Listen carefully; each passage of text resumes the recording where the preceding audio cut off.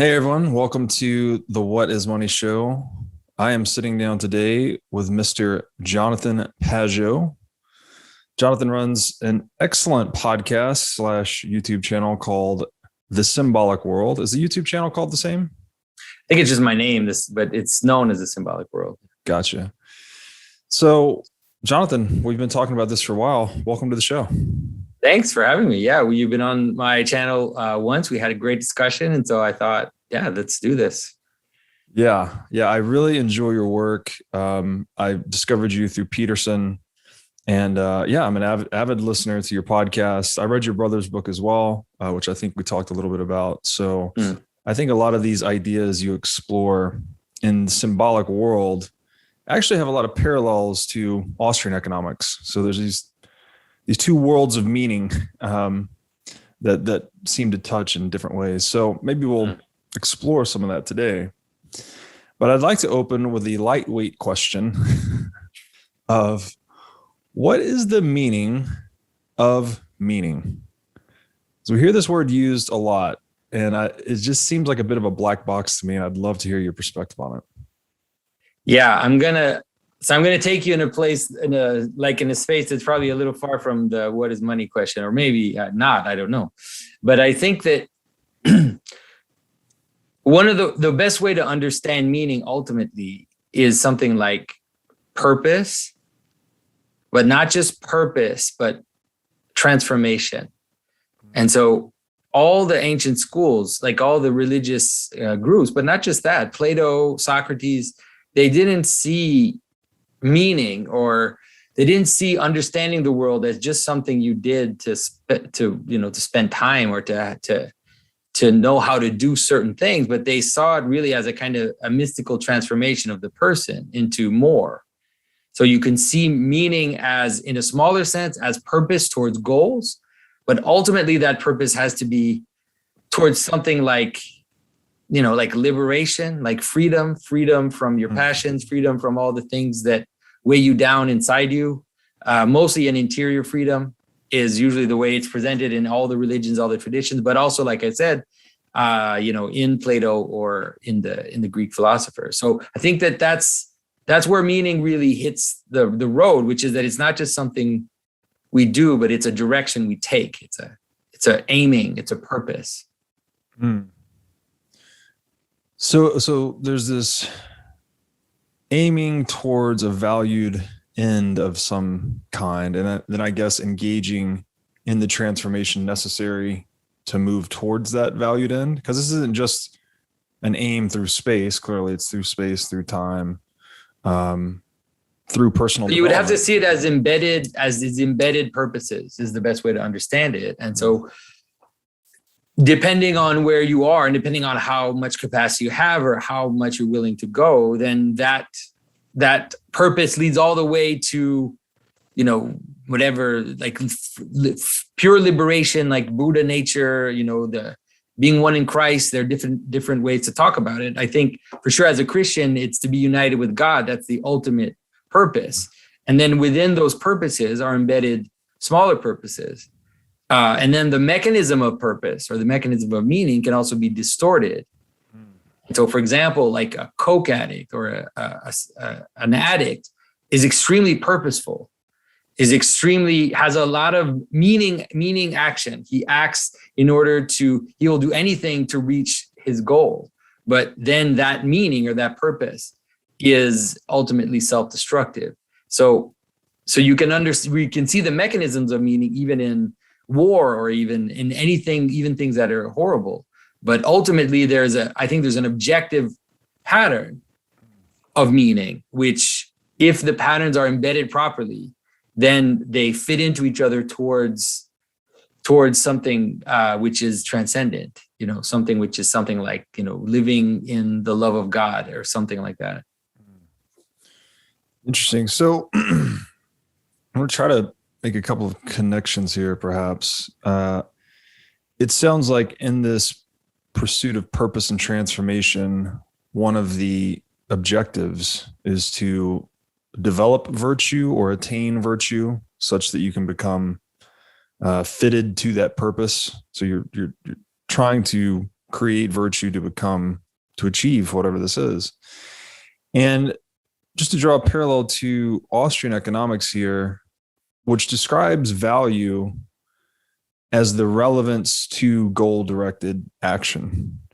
So one simple example I like to give here is this table that I'm using to support my laptop to record this episode with you is valuable to me because it's relevant to my goal-directed action of creating this episode with you. Whereas if you paid someone $100 to jump over the table, for instance, it would simultaneously be an impediment to them. It would be an obstacle to their goal, right? If they're trying to jump over the table, it's in their way, so to speak. So it can be valuable to me and not valuable to someone else. Yeah. This, and a lot, again, there we mentioned the $100. This is like in the sphere of socioeconomics, at least, a lot of this relevance, discovery, and realization is being communicated through the price. So I guess I would like to understand what is value then in that perspective? Is value similar to meaning in the symbolic sense? You mean value like monetary value or value like physical value? Well, because there's the value of spending time together, and then there's the value of an object in terms of what it goes what it's worth in terms of trade with something else, like compared to other objects. Is that what you mean? Like in an economic sense? Well, what I'm sort of thinking out loud here with you is that I think they're kind of the same, because even the value of spending time with your family, like you attain that value because you have bought yourself freedom through work and savings. You know, there's the old saying, time is money, but as we explore a lot on this show as well, money is also time. It's kind of like our marketplace mechanism for trading time. So I just wanted to get your definition of value really and see how it connects maybe between these two worlds. Yeah. Well, I really do see value very much. Ultimately, for myself, I see value as those things which will lead you towards the ultimate goal, right? Which is something like freedom, something like salvation. There's different ways of describing it, but that it's an actual transformation of the person. And so I think that that's what makes something valuable. Now that's in a kind of objective way, but then those mechanisms of value can also be applied to other things, like you said, which is that they can also be applied in a sense, just in a mimetic sense, which is that some things are valuable because in our desire to transform ourselves, we look to others as examples. And so in looking to others as examples, then we want to mimic them in order to reach what they are or what they have. And therefore, certain things now start to be valuable to us because they'll give us the means to attain that. And so like a Gucci bag is not made any better than a bag that you'll pay 10% of the price for, but because it has installed itself in a hierarchy of desirability, by people who want to imitate each other, then someone is willing to pay. That Gucci bag becomes very valuable in order to exist in that hierarchy. And so it depends on what it is that we're valuing. So for example, like a monk will do the opposite. A monk will sacrifice all his worldly goods or as many worldly goods as possible in order to attain his goal, which is something like union with God or something like that. So it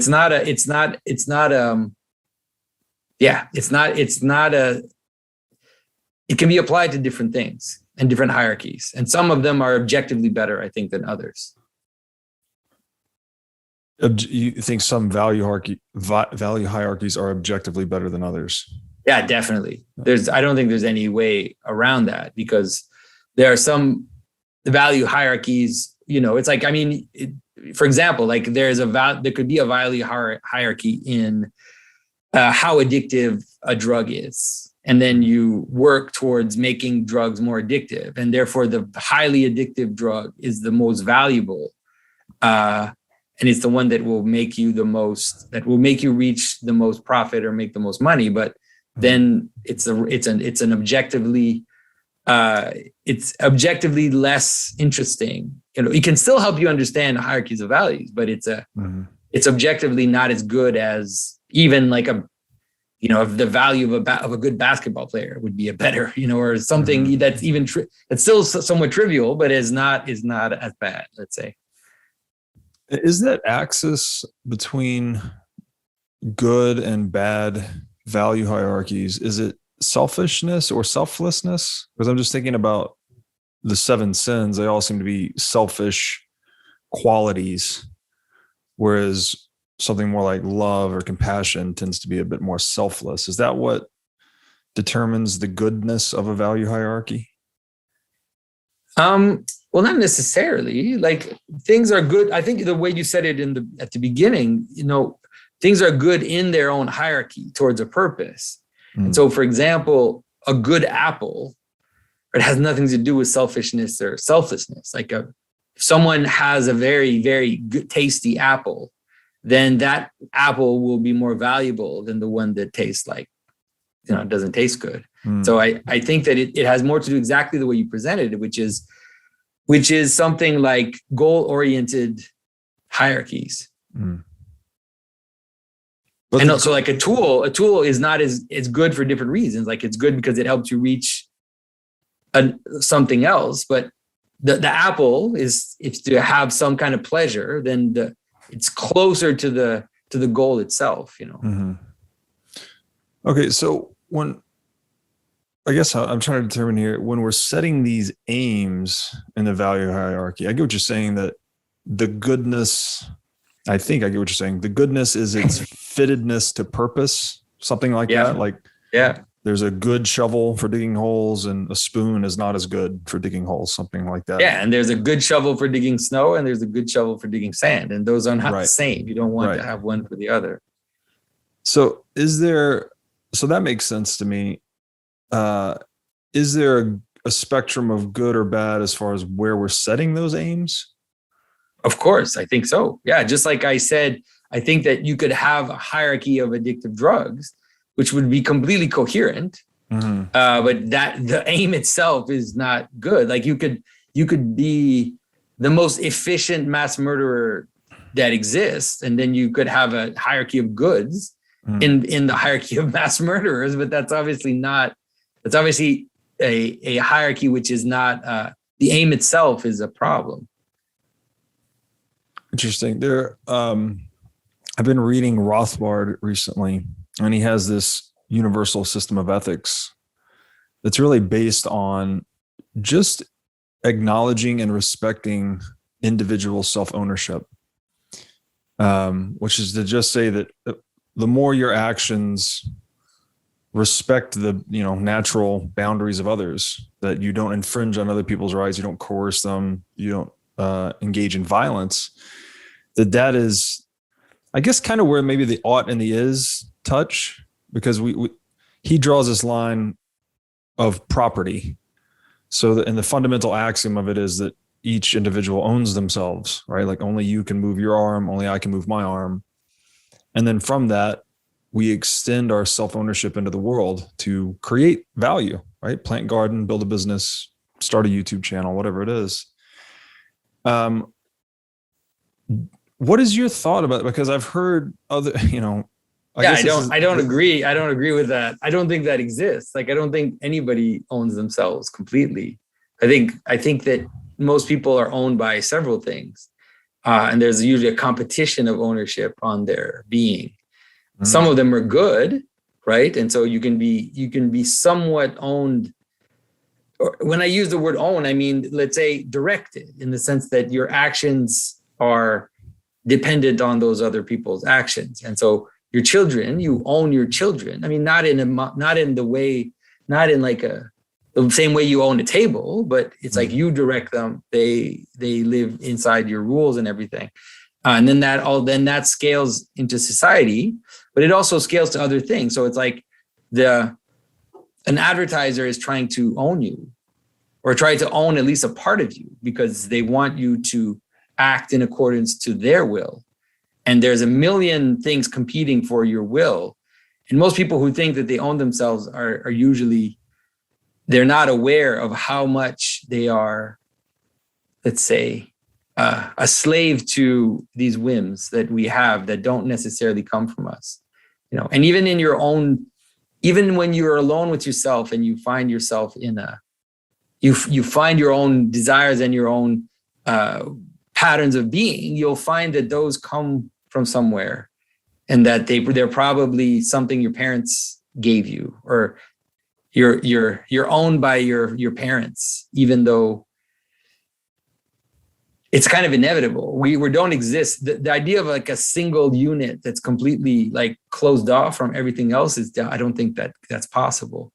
We exist we constantly are existing in others and through others, and they exist in us, and we have this kind of symbiotic relationship with others. And so they own aspects of us and we own aspects of them, or we try to, and it's sometimes for the good, sometimes for bad, So, I mean, I don't know if you've ever been in a situation where you're super discouraged and then your coach or whatever like gives you courage. Like, where does that come from? And then you know that it didn't come from you. You're actually at that moment, you're submitting yourself to their will and for good, and you're going to win the game because of that. So I don't think that that's plausible, like the idea of this self-ownership.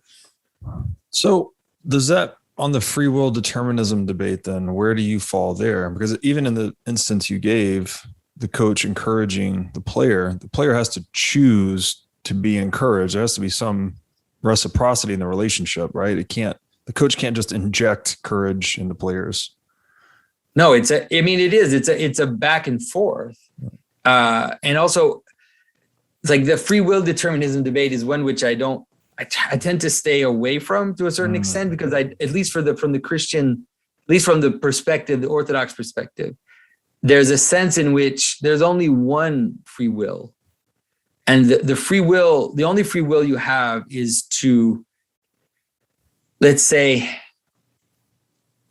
to in the moment, move closer to God. Like that's the only free will. All other wills are contingent on circumstance and are contingent on all kinds of things that you're not even aware of inside you. You have all these things pulling your strings that you don't know about, right? All these threads pulling on you in every direction. And you probably have no idea even where those come from. And so, and if you're attentive to yourself, you'll also notice that you are several people inside you. There's not just one of you. And there is a manner in which we can become one. That's free will. Like free will is becoming one, is moving towards Christ in you, is the way to say it. Moving towards the divine logos, which animates you. But that then has very little to do with, how can I say this? It's not the same kind of free will that people talk about, like the idea that you can self-master yourself and just kind of act in the world with will, the way that 19th century kind of occultists talked about it, like this idea of will before all, It's a different way of seeing it. Yeah, I hear you on each of us containing kind of a multitude of, I guess you call them sub-personalities perhaps, or programs. A lot of this we get from our parents. And it's all, I guess the software analogy sort of makes sense. It's like everyone's running their own programs, and we share these programs through communication and interaction. And then we're mutually shaping one another through those interactions. Where do you see the role of incentives in this shaping of, say, character and human action?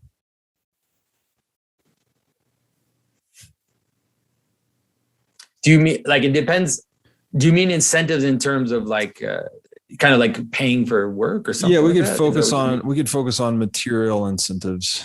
So you could think of compensation, I guess, is the most basic form. Yeah. I think that here again, like in terms of the ultimate Christian point of view, you would think of incentives as tools, and that tools towards something more important, right? And so you you need compensation, you need money, you need things, you need objects in order to accomplish higher goals. And so there's a sense in which the incentives will definitely be part of it, but they won't necessarily lead you towards those goals. They can actually be obstacles to them if you're not careful, right? That's the whole idea of Christ kind of warning against riches, because one of the difficulties we've seen, and I mean, we've met a lot of people, met people like that, is that at some point, sometimes the incentives become the thing itself. And so people act in order to get money or to get riches, but the riches become the goal in themselves, which is a very strange thing, because riches are not like riches are just tools towards other things. Yeah. So kind of mistaking, calling a means an end or something like that, where instead of using the thing as a means, people start to make the accumulation of money as an end in itself. Yeah.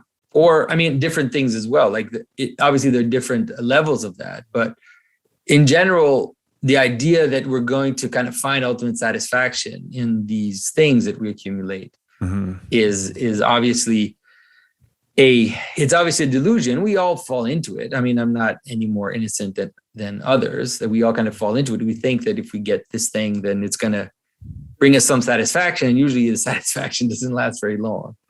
Like it's there, but it doesn't last as long as we wish it would. Right. Interesting. Yeah. So I think incentives drive a lot of human action, whether we want to admit that or not. Like maybe not to ourselves. We and probably everyone's trying to shoot for some higher ideal, but we are very much shaped by our material incentives. And I think that is abundantly obvious when you consider just how much human action is actually driven by money, for instance, right? People spend most of their lives working. They're working for money, et cetera. So I want to ask you this. You've described, and please. But I would say, like, I think that's also a very modern disease. Like the idea of working for money, I think, is a modern aberration, because like the ancient artisan, for example, didn't work for money. There was more value in the there was more value in the actual accomplishment of the good that they were doing than in the money.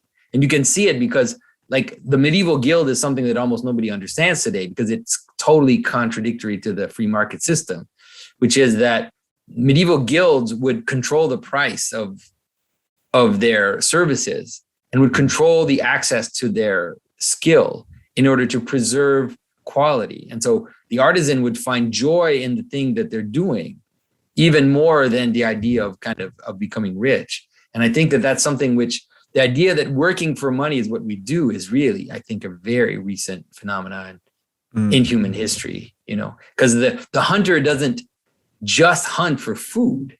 The hunter hunts because of the joy of the hunt and the joy of being with his brothers, and the same with the women who stay at home and cook and sit together and work. They don't just do it for monetary gain or for sustenance. There's a whole other aspect which motivates them. Yeah. So this perhaps segues well into the next question, because you have people. The ideal situation is when you can engage in an activity that pays you, but also satisfy something you find valuable, you enjoy, right? To make your passion, your profession kind of thing. That's an ideal situation. Is this related to human beings being the intermediaries between heaven and earth? And maybe you could unpack that a bit too. People, these terms, heaven and earth, I think a lot of materialists, what the heck are they talking about? Yeah, they think the planet and then the magical place you go after you die or something like that. Yeah, no. Yeah, that's. And so, I mean, I don't know. I mean, maybe I can unpack that and we'll see how it relates to what you're asking. But the idea of heaven and earth, the best way for materialists to understand that, or for a modern person to understand it, is something like that there are patterns in the world, and then there's potential for those patterns to exist. And so there are, let's say, an easier way to understand is that, for example, there's a pattern of emergent properties for a coherent being to exist, right? And so those patterns, you can find them as much in a city as in a person, as in a cell, right? And so you can find patterns of how many things come together and exist as one. And so the pattern itself would be something like heaven or logos or, name. There's different ways of describing it. And then the different levels of being that embody those patterns, and then they would be something like different levels of earth until you come down to potentiality, like bodies that you move into potentiality. And so that's really the way to understand it. Now, those patterns have different kinds of patterns, and those patterns are also the hardest part for people to understand, or the hardest part for materialists to accept, is that those patterns are intelligent. They're not just random patterns. They're ultimately something like intelligent patterns. The pattern of a city has an intelligence in itself, which is beyond our intelligence, because you can write to the city and the city will answer. You can say that it's Mary in the office writing the letter, but if Mary was gone, there would be somebody else answering instead of Mary, and it would still be the city that's answering you. So there are these intelligent patterns, and they are their embodiments. So that's the easiest way for people to kind of understand, let's say, heaven and earth. Is this related to emergence and emanation, where emergence is kind of like the variation coming from the bottom up, and then emanation is the principle selecting for whatever emerges that most closely resonates with it, perhaps something like that. And through the conformity of these two things, we have existence, I guess. That's a good way to explain it. That's the way, at least, that I like to explain it. There's a lot of people are talking about emergence today. It's very popular and it's in all the fields, because people realize that when things come together in a certain manner, then a being emerges, and so you can see things acting incoherent together, and then out of that appears a being, right? You're made of all these cells, like you have all these living cells inside you, but nonetheless, they cohere together to create a being. And so definitely this is what it's about. Now, of course, not a lot of people today, or fewer people today, want to talk about emanation or intelligence coming down. But I think, like you said, especially if you see it, you can see it in your own life as selection, for example. It's easier to understand it. If you see that you do that, right? You will, so you have a bunch of shapes in front of you, but you need a glass, you need something to hold water. And so you will reach out, and then you will select the pattern which is closest to the one you want. And not only that, but then you can start to form it in the world. So once you recognize it, but you also can adjust it and you can create it, you could say. So it's a good way to understand that. But the idea would be that ultimately this is happening even beyond your individuality. Like I said, a city can also select. So a city can select certain behaviors, and those behaviors become the ones that make you participate in the city.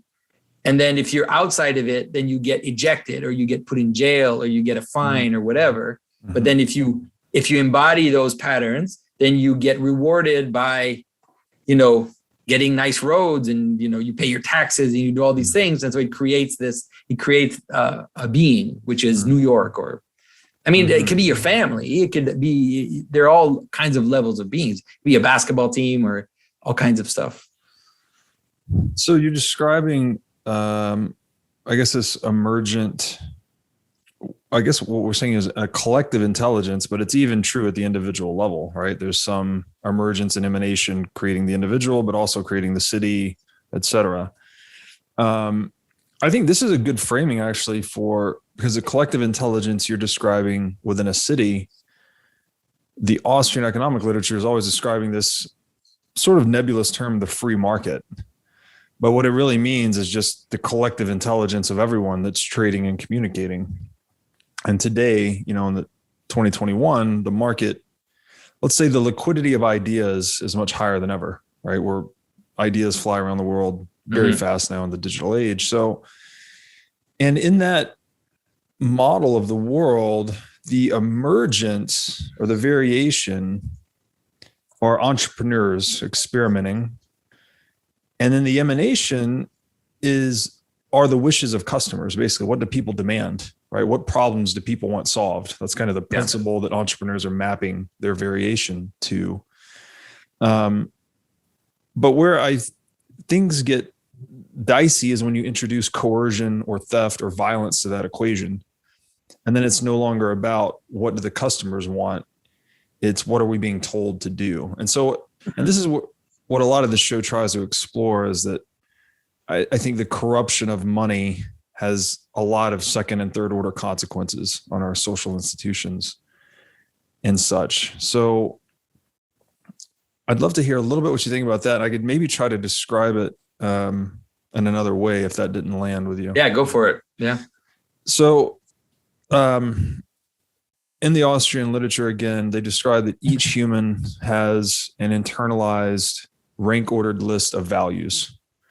And that essentially whatever you're doing in any moment, whatever action you're taking, is an expression of your highest value, right? And so the point there is that action is the only way we express value. We're communicating to the world what the pinnacle of our value system is by what we're doing in any given moment. And the market is that form of uninhibited exchange that sort of synthesizes all these internalized value hierarchies from each individual into one collective value hierarchy that we call civilization. Mm-hmm. And, it's based on whatever principles we're collectively selecting for, I guess. But when you insert something like a central bank into the equation, it's no longer, the consumer wishes are no longer the principle that's emanating, right? It's no longer about supply and demand as much as it's about coercion, people being told what to do or being forced to do something under the threat of violence or legal compulsion of some kind. Mm-hmm. So I don't have a great question at the end of that. I'm just trying to think out loud how to bridge these worlds. Where there's a corruption of value hierarchies occurring based on the technical implementation of our market system. So I think, okay, so maybe I see there's two things going on in what you're saying. And so I would say this, the difficulty with the free market and the difficulty with the idea of the customers or the desires of the customer deciding what is being made, let's say, is that there are some of our desires which are not for our own good. And we all know that, but not everybody is able to necessarily embody it. So it's like, let's say you have a 12-year-old boy, and then this 12-year-old boy just hits puberty, and you say, all right, so now you can go online and just find the thing that, drives you, find the thing that drives you. Well, that 12-year-old boy is probably going to end up on a porn site really fast. And then it's that's not necessarily the best thing for his attention when he's 12 years old. He might want to study math, but it's a lot easier and it's a lot more fulfilling in the moment to go on a porn site than to study math. Mm-hmm. And so that's one of the difficulties of the free market, is that what it's doing is that and there's also another problem, which is that our desires and our desires are unlimited. Mm-hmm. Because they fracture into smaller desires. And so that it's good for the market in the sense that it creates you could just create constant different products and you are constantly changing. But in terms of our psyche, it's not necessarily the greatest. And so I would say that, of course, the idea that a central bank would be the one telling you what to buy or what not to buy, I don't agree with. Mm-hmm. But that's one of the reasons why, in theory, now this is in theory, it doesn't always play out that way. But in theory, the idea of the church, for example, is that in theory, you have someone who's not supposed to have a stake in the economic situation, mm-hmm. right? So you have a priest, you have monks who actually don't own anything. And then those are the ones telling you what's important. And so they have no economic, and they also in theory don't have any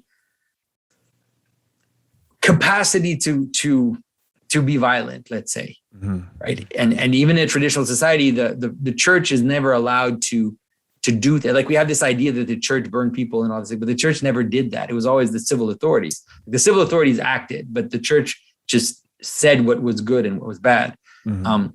So I think that it brings it back to the problem of what value is and where it comes from. And so I do, like in terms of the problem of money, let's say, and the problem of the way in which things are happening now, I do agree that there's obviously corruption. I think it's becoming more and more evident and clear. But to be honest, that corruption is led by the same type of desires that are feeding the free market. That is, that corruption is led by the idea that the ultimate value is to be the richest and the most powerful and to have the most stuff. It's just that there are some people that are able to do that at the expense of others, and they're the ones who end up corrupting the system. So at the top of the hierarchy, there isn't someone who, in theory, is praying in a cave somewhere, and eats 2 pieces of bread a day.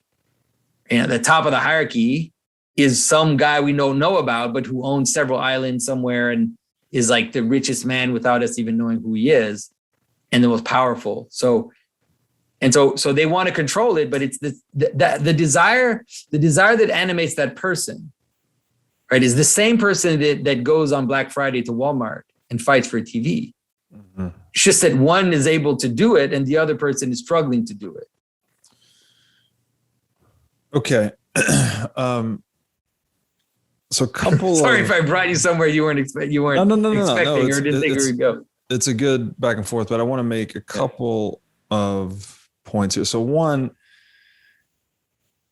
the term free market, it's one of those terms I think that's been sufficiently bastardized or overused again, where we think we've seen the free market. We've never seen a free market in the world at all, because government is not a free market phenomenon.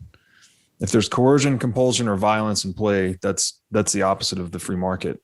So we've always had that. We've always had the state, and we've always pretty much had monopolized money as well, which is not a free market phenomenon.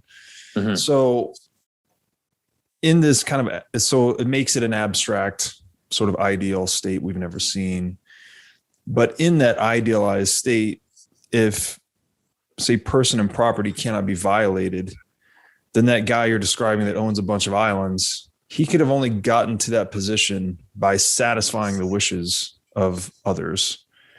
And now I hear you that maybe that's not okay with the 13-year-old kid, right, that's looking for porn online. So that would be, there's an interesting argument there, because it's like, okay, where is coercion and compulsion justified? Because we would justify it theoretically in the parent over the child. Like, you can't go online to look at porn or whatever else, whatever rules. Yeah, whatever else. Like anything, all the things that we tell our kids not to do, like we're obviously exercising compulsion.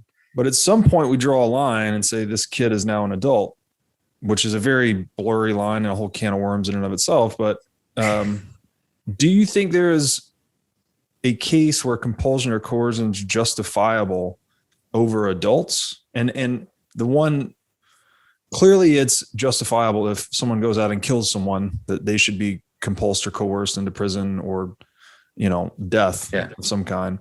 But I'm saying if they, absent that, they did not engage in coercion or compulsion originally, do you think it's ever justified over the individual? I mean, I think it's inevitable. Like, I don't really see a way out of it, because the difficulty, how can I say this? It's like, I've lived, especially now, like, especially the way things are today. It's like, I've lived in places where the state doesn't exist. And what you get is it's not a bunch of people who own things and respect each other. What you get are tyrants. Like, you get little warlords, you get little tyrants that, so I think that, which is the state, basically they're trying to, right. But I mean, state. How do you avoid it? Like, how do you avoid that? So, because I think that, to me, it's just that I don't see how there kind of has to be a system that is able to judge between people, even though that system will always go off key and will always be a problem, will always tend towards corruption. But in a certain manner, you don't have a choice, because if you have conflicts and you have two people that think that they own this piece of land, then they're going to fight over it. Mm-hmm. And it's just be between two people. And so and then if a group of people think they own a piece of something and the others think they're wrong, then they're going to fight over it as well. And so it's going to end up, and whoever wins is going to have to tyrannize the other group, or else they're going to come and get them back. It's like, there's just this inevitable thing. So I don't see, it's like this, the kind of libertarian dreamland. I don't believe in it. Like, I don't think it's possible, because I think human nature just won't allow it. So let me give an example. Like, let's say a monastery. So for example, a monastery is like a little tyranny, mm-hmm.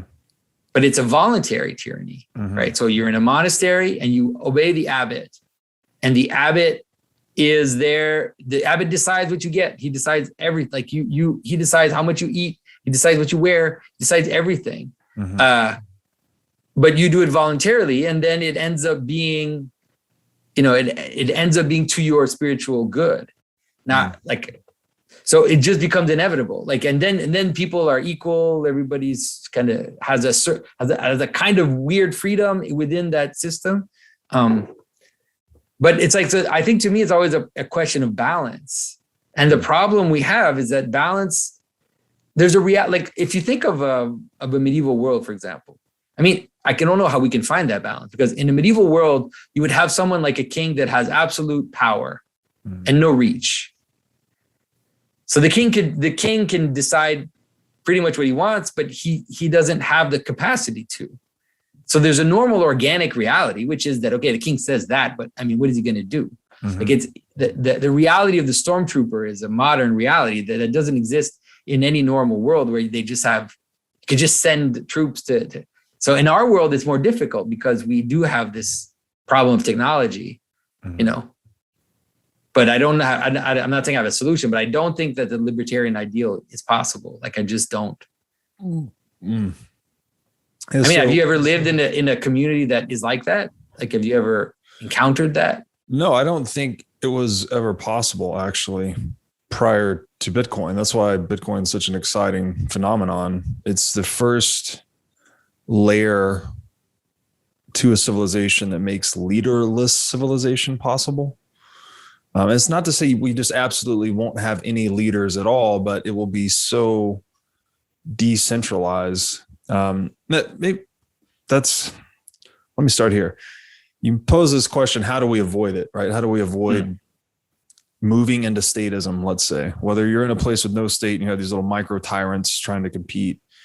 And I think the big argument here, it's not so much that government needs to go to zero and completely go away, which maybe that is the libertarian dream you're saying you don't see as possible. But I think what it is about is making coercion and compulsion less profitable ultimately. So these little micro tyrants you describe, if they can't turn that force they are projecting into tax revenue, or they can't confiscate money or property, then again, we've changed the incentive structure they're operating within. So they're less likely to be forceful or tyrannical if it doesn't pay, right? That's kind of the big idea here. And I think what we would end up with is much more like the monastery you're describing, actually. You'd have someone had locally secured a terrain or a territory, and then maybe citizens would come and pay them for protection, right? To live within the walls of this monastery or citadel, whatever we want to call it. But there'd be voluntary payments, right? You would have negotiated your contract with this protection providing, whatever we want to call him, a monarch, I guess. And so that's the big theory, is that we'll go away from the large central nation state. There is no negotiating with the US, right? You don't negotiate your tax bill. You don't decide how much money is going to be printed. They're just stealing from people rampantly and in broad daylight. So the big idea with Bitcoin is that you have money that can't be inflated, can't easily be taxed. So it gives a lot of negotiating leverage back to the individual, which would see government, in theory, go back to its roots, which government started as a local protection producing enterprise. It was only through fiat currency that it scaled into what it is today. That makes sense. The difficulty again is that I bring it back to the main point from the beginning, which is what is a true value hierarchy? Because in the system you're describing, what you would end up having is people who are completely outside of the system. Like you'd have people who starve because the value is money. The value is Bitcoin. It's not love of your neighbor. It's not the idea that the rich, like for example, in a Christian value system, although it doesn't happen exactly, but the idea is that if you have money, you are responsible for the poor. Mm-hmm. It's actually your moral responsibility. And the only virtue you can get is by helping the poor. And that is there's a remainder of that in our society. Like it's not great and it's all crooked, but there's a little remainder of that. But in this system you're describing, if you don't have the means to negotiate protection inside the city, then that's it for you, dude. You got nothing. Well, you have your labor. You can always render services for money. There's no really like that's almost finished, don't you think? What do you like? mean? How much labor can someone like we're looking at the end of truck drivers, right? Like in the world where you don't need truck drivers and you don't need people to dig holes and you don't need people to hit the ground, a million times to put seeds in and to do all that stuff, then at some point the need to have a value hierarchy which is based on caring for the poor becomes even more and more urgent because you're moving towards a weird dystopia where you have gated communities of super rich and then you have people that are just on the outside of that. Well, one thing I would add here is that we very rarely look at the flip side of that. So trucker automation, for instance, we always think of the first order consequence, like, oh, well, all the truckers are going to lose their job and they're going to starve. But what we're not seeing is that would only work if it delivered sufficient cost of living adjustments downward to people. If it created enough value for enough people, would that be successful in the marketplace? Now, again, I have to reemphasize what we see in the world today is not natural. It's not a free market. Unemployment's created by central banking, right? The fact when you create, and this is economics 101, when you create a minimum wage, you create institutional unemployment. If you look at, and when you print money, you're exacerbating wealth disparity as well. So if you look at this chart of money supply and homelessness, they track very nicely because what you're essentially doing is confiscating wealth from those that depend on the dollar to hold its value, right? People living paycheck to paycheck, the poor, people living on fixed income. And you're allocating that stolen wealth to owners of assets, which are largely the rich. Mm-hmm. So, if our value system should be to be virtuous, to take care of the poor, the US dollar and fiat currency more generally is the precise opposite. Yeah. It's robbing the poor to enrich the already rich. Yeah. No, for sure. The system is definitely broken. I think most people see that and realize that. But I'm not I don't necessarily, I think I can agree with the problem, but I'm not sure about the solution. Like, I'm not sure that something like Bitcoin offers a solution to that problem because it brings about these other problems. And it brings about also, I think I've mentioned this before, which is, I mentioned this in our first conversation, which is the problem of the difference between someone who builds something and makes a lot of money and someone who trades online and even the guy, like, let's say the guy who was lucky and bought a huge amount of Bitcoin when it was 50 cents or whatever. Like, that guy is obviously suddenly going to become the most powerful person in the world.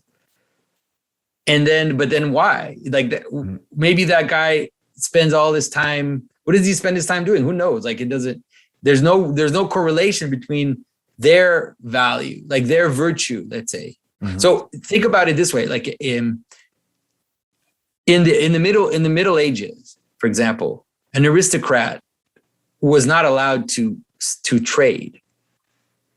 So the kings and the aristocrats were not allowed to have businesses. It was seen as a horrible thing to do, mm-hmm. right? Because they were supposed to make money in their feudal relationship, which would guarantee their care for their feudal servants, like, because that's how they were making their money. But when you have this, like, so I mean, business is not that bad, but it's like, take that into something like crypto and Bitcoin. Then all of a sudden you just have people sitting in front of a screen, clicking buttons and kind of being able to perceive the pattern of crypto, and then they become the most powerful people in the world. But those people are not, like, I don't want those people as rulers. Not that I want the ones that are there now. Like, I'm not saying the ones that are there now are that good, but I don't think trading them for one for the other is going to be any better. A couple of clarifications here. So I don't advocate for crypto at all, right? And I'm not. Yeah, or Bitcoin. And I'm talking about, and you could pull Bitcoin out of the equation. You could just say a hard money society, a society that we let the market figure out which money works best, versus putting a gun to people's head and saying you will use the dollar or go to jail, right? Yeah. And to the point of getting lucky, like, an individual could have bought Bitcoin at 50 cents, become lucky, but in that free market world, maybe they live a full rich life, maybe their kids do, maybe their grandkids do, but at some point down the line, if they're not adding value to society, then they have no income, basically. Yeah, they're going to lose it. Yeah, you're right. Yes. Yeah, it would draw down over time. Whereas in a fiat world, you can literally render no value. You can destroy value. That's what we have today. The world is governed by warmongers because warmongering is profitable, and they can fund it through the printing of money. There's no accountability to the preferences of consumers, as we're describing would be the case in the free market. So it seems like it's at least a step in the right direction. If nothing else, it eliminates the inflation, right? If we could get into the weeds about what else Bitcoin does or does not fix, but it's pretty clear that on a Bitcoin world, no one could increase the money supply arbitrarily. And that's what was used to fund World War I, World War II, every internment camp, every dictator. They've all bastardized the money to enrich themselves. Mm-hmm. So Bitcoin at least fixes that. Mm-hmm. But you don't think that with something like Bitcoin, you don't think you could fund World War I or World War II? I don't think so.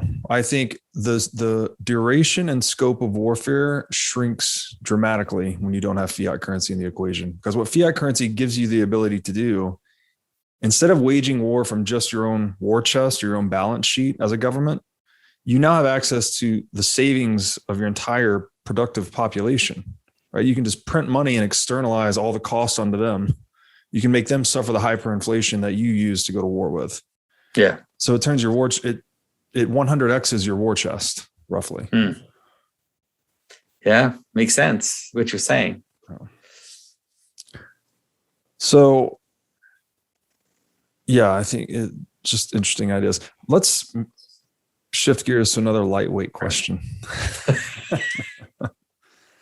How do you define God? Well, there you go. And I'll say it with a caveat. I know there's no definition. I know it can't be put into words, but let's try anyways. Yeah. Well, I think that at least, especially for people that are watching, like people that are religious already, they let me not go in that direction just because they're not the ones I have to convince, I guess, and so the idea would be that you could say something like the place where intelligence moves towards, right? Intelligence stacks. So it stacks towards a infinite intelligence. So it's like infinite intelligence, right? The source of intelligence. And then it's also the patterning of reality itself. And so let's say in a Christian manner, we would say that God is love, because we believe that love is the actual manner in which the world exists. And I've described this a few times in my videos. You know, the balance between unity and multiplicity is something like love, which is represented by the Trinity in Christian terms. And so the divine loving source of all things is a good way to explain it. Now, when I say that, now it sounds sappy and people will think of a guy in the sky, but hopefully you've heard the first descriptions this first description I gave, and you'll see how this is actually kind of describing the origin of the world in terms of what we talked about before, the way in which emergence and emanation come together to manifest phenomena ultimately stacks up towards that. But God, but Christians, like, let's say mystical Christians especially, don't believe God is a being. Mm-hmm. They believe that God is the source of being, that God is beyond being. So it's not a thing. Like you said, you ultimately can't describe God. You're always circling around. Yeah, that totally makes sense. I was struck by this etymology on the word God, actually. I don't know if you've heard of the Sanskrit term Ghut, G-H-U-T. And it's one of the words that I guess precedes the word God. And it has a couple of meanings, two of which are to come back and return. And the second one is to barter or exchange. So I wonder if you had ever heard that etymology before. And then I've heard too, what's that saying, that the way of the Tao is reversal. And so that's partly in this definition. And then, exchange is something that it seems to me to be like the most important universal phenomenon. Everything's constantly exchanging with everything else. We could almost say action and exchange are indistinguishable because all action is an exchange. Have you heard of that root for the word God? I never heard that before. I mean, of course, the return makes sense, in the idea that the purpose of reality is to return to God. Is that the purpose of reality is to be united with its source, united with its origin. And so that's something you really do see in Orthodox Christianity. In terms of exchange, I mean, I don't know, I've never heard that, but it's not that, it doesn't bother me that much if you understand it in terms of, let's say, the reality of sacrifice, how there's a manner in which you have to trade off when you're balancing unity and multiplicity. It ends up being a trade. So when you have many things, you have to sacrifice and trade some aspects of them in order to reach a purpose or a goal or something higher. So it costs something. So it's an idea that if you're going to be united with God, it's going to cost you something. Mm-hmm. You're going to have to pay that, not in the sense of the different ways to understand it, but there's a manner in which, let's say you want to exist in a basketball team and you have a bunch of players, and those players, it costs them something to be on that team. Mm-hmm. They have to trade.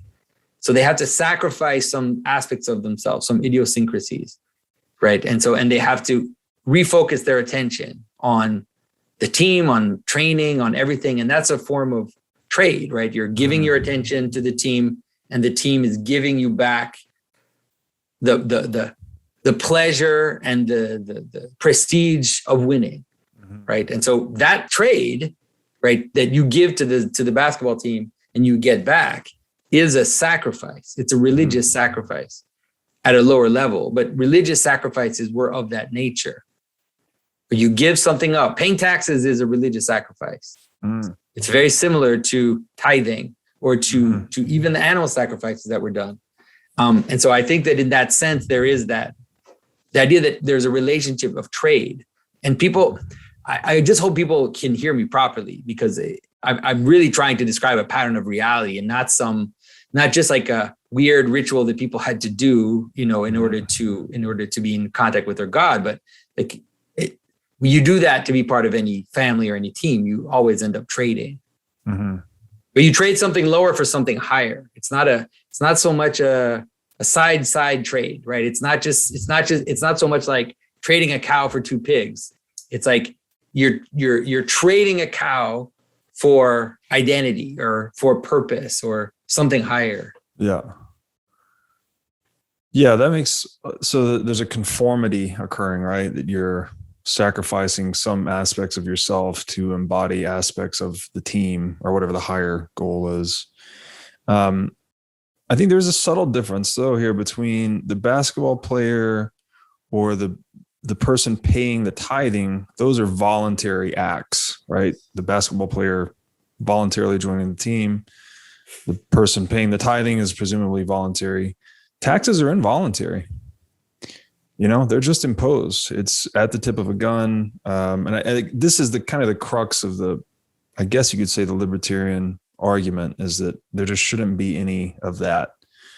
And to your point about choosing a course of action and the opportunity cost associated with that, that's pointing towards the problem with fiat currency, I think, is that a government doesn't incur opportunity costs. I mean, they still do in reality, but at least in the short run, they can make a decision that totally destroys value for a lot of people.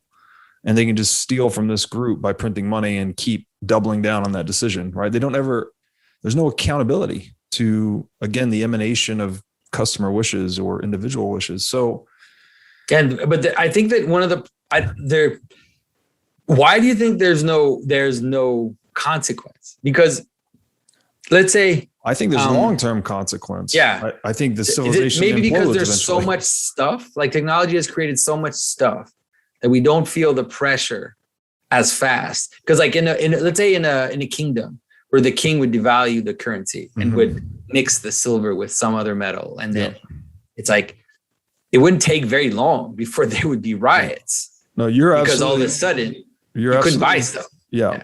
What your intuition is exactly correct, that we've generated so much economic abundance through globalization and the digital age, right? We've created so much more productivity that fiat currency issuers, they're basically just harvesting that productivity by creating new paper. So as long as they don't do it too quickly, people don't feel it too much, no one knows what's going on, the scheme continues. But as we've seen in the past 18 months, this thing has gone very parabolic. Prices are exploding. People are starting to feel it. And so, Mike, to try to take this to a deeper point, I'd like to know your thoughts on the role of sacrifice in creating reality. And what happens when we anesthetize ourselves from sacrifice, as governments are doing with fiat currency? Yeah. I think that what you're saying is, you're right that we're definitely heading towards some crisis. I mean, I don't know how it's going to manifest itself, but like you said, the way in which even the system, like the production system that we were engaged with in like the globalized supply chain, and just-in-time delivery and all of this stuff. I mean, it was just so fragile. Like it was just creating this world which was so fragile. And the money system is also part of that. It's like, it's kind of riding the edge, right? It's like something which is just barreling out of control, but it's just somewhat still staying on the road for a long time. And now with COVID, it seems like, to be honest, it seems like some people have decided to crash this thing. And I'm not exactly sure what the end goal is, like what is the end goal, but it seems like there are some very powerful people that have decided to crash this thing. And they're going to use a lot of environmental language to defend it, but it seems like it's happening. And it seems like the crash of 29, it's like might happen before 29. But it's so I don't, like I said, I don't see, like, to me, I just, like, how do you think Bitcoin could be a solution to that? Like, I don't see it, because the reality of the guns is, like, the reality of the money is backed by weapons, and by it's not just a question of fiat money. There's a whole military complex behind it, which is making it real, But Bitcoin doesn't have that, right? Bitcoin doesn't have an army. And so how does Bitcoin survive in a world that is heading towards a crash, or heading towards some crisis that is being either manufactured, or people are taking advantage of the situation to bring it about? Yeah, it's a great question. And the first point I would introduce is that, gold doesn't have an army either. Gold is free market selected money. How did it get there? It got there because, actually, to your point, right, where you describe emergent properties coming from certain things, like gold renders certain properties to human beings that we want from money, right? We want money to be divisible, durable, recognizable, portable, scarce. So self-interest led us to money. But force and monopolization got us from gold to fiat currency, basically. Mm-hmm. So the point of the crash of 29, which I agree with you, we're definitely headed towards a calamity. It's important to know that the 1929 collapse was a direct result of central bank implementation. We implemented the Fed in 1913. We expanded the money supply. Things got really hot into the roaring 20s. But it also, this debt-based money fragilizes economies, because when money is losing value over time, you're incentivized to take on more and more debt. Yeah. Then when there's an economic shock, the shock is exacerbated, right? Everyone's operating on a very thin margin. There's no buffer of equity. So when there's a shock, it reverberates in a way that it wouldn't without all of the fragility from debt. So that's what the 1929 collapse was. And we're in way worse territory now. We have global debt to GDP, like 350% debt to GDP. It doesn't even make any sense, right? It's like none of it makes any sense. It's like having a job and you make $100,000 a year, but you've got $450,000 a year in debt, right? It's unpayable. And you've said this before too, like we're in Weimar Germany times 10. Yeah. And I don't know if you know the story of money in Weimar Germany, but it was totally made possible by debauching the currency. So I would say the currency collapsed. Yeah. Your point is absolutely correct, but I'm just trying to, and I'm not saying it's solely the money. I'm never trying to make that claim. I know these things are multivariate and they're complicated, et cetera, but money is an indispensable part of the 1929 collapse of Weimar Germany and of the collapse we're going into. I agree. It seems like that has become pretty obvious. I mean, especially with the 2020 insane drop of money, so at a level that make no sense. Like there's no accounting for how much money was put into the system in 2020. And so you think there's no way this can't continue. But I don't, like I said, I think that what I struggle with is because that money is backed by military power. Mm-hmm. I don't see how Bitcoin can give us a solution. Because when the Gestapo is in the streets, it doesn't matter how much Bitcoin you're going to have. Yeah. Right. I don't see, unless you seem to be doing, and I'm seeing some people do that. Like if you have the capacity to really like just move out on a desert island somewhere, like move outside of the spheres of influences of the major governments. But that's obviously not a solution for everybody. That's a solution for whoever is able to do that. Yeah. Yeah. This is a delicate area, but my current view would be that every human organization is a business. This includes the state. The state's revenue model is taxation. Taxation can be your direct tax bill, or it can be inflating the currency supply, essentially. Right. Yeah. So focusing just on inflation, the more central banks or nation states inflate their money supply, the more demand they're creating and for everyone for inflation resistant money, which is Bitcoin. Mm-hmm. So there's one big driver of demand for Bitcoin. And then what happens is that as Bitcoin monetizes, that's half the revenue model for the US government. In 2020, we printed $4 trillion roughly, and we had direct tax revenue of $4 trillion. So Bitcoin, we know, collapses half of the US revenue model, right? Inflation just goes away. So then what happens? Yeah. Governments have to tax you harder directly. So real estate taxes, this talk about taxing unrealized gains, stuff gets more and more exotic. It becomes much more Gestapo, as you would say, from a tax policy standpoint. And then, you've got them trying to enforce, it's the parasite, really. You can think of the state as a parasite on the productive economy, but it's trying to consume too much energy from it to the point where it kills the host. And that's what hyperinflation has been historically. Mm-hmm.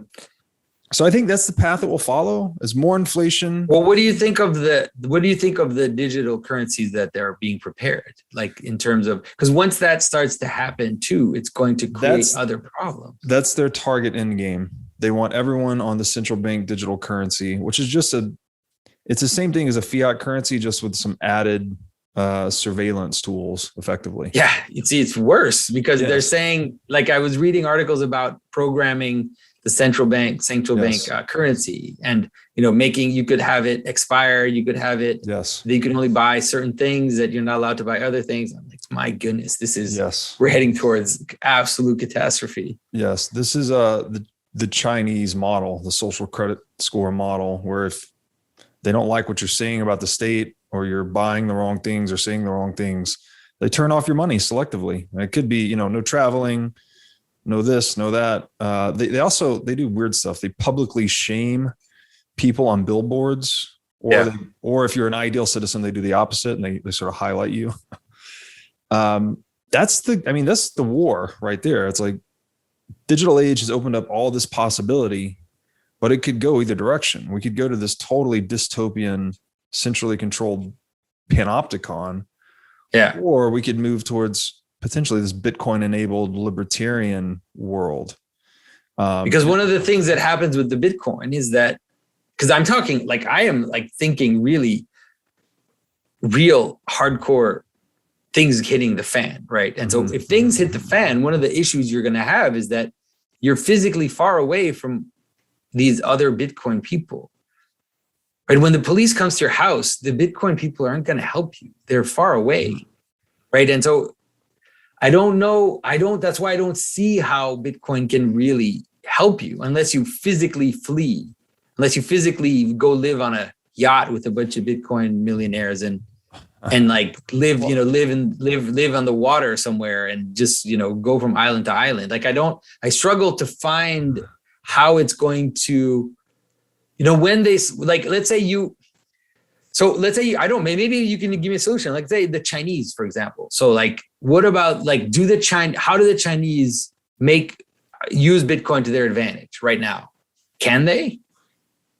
The Chinese, the CCP they own some Bitcoin. So, and that I'm not an expert in that field, but they've outlawed it and unoutlawed it a dozen times over the past 5 years. So it's just whatever, but they're holding Bitcoin. They hold some Bitcoin, some Bitcoin that they've, I don't know, either confiscated from certain operations or whatever. But I guess the longer game, it's not like you're looking for individual Bitcoiners to come be your police force. It's just the fact that it gives you, again, Weimar Germany is a great example.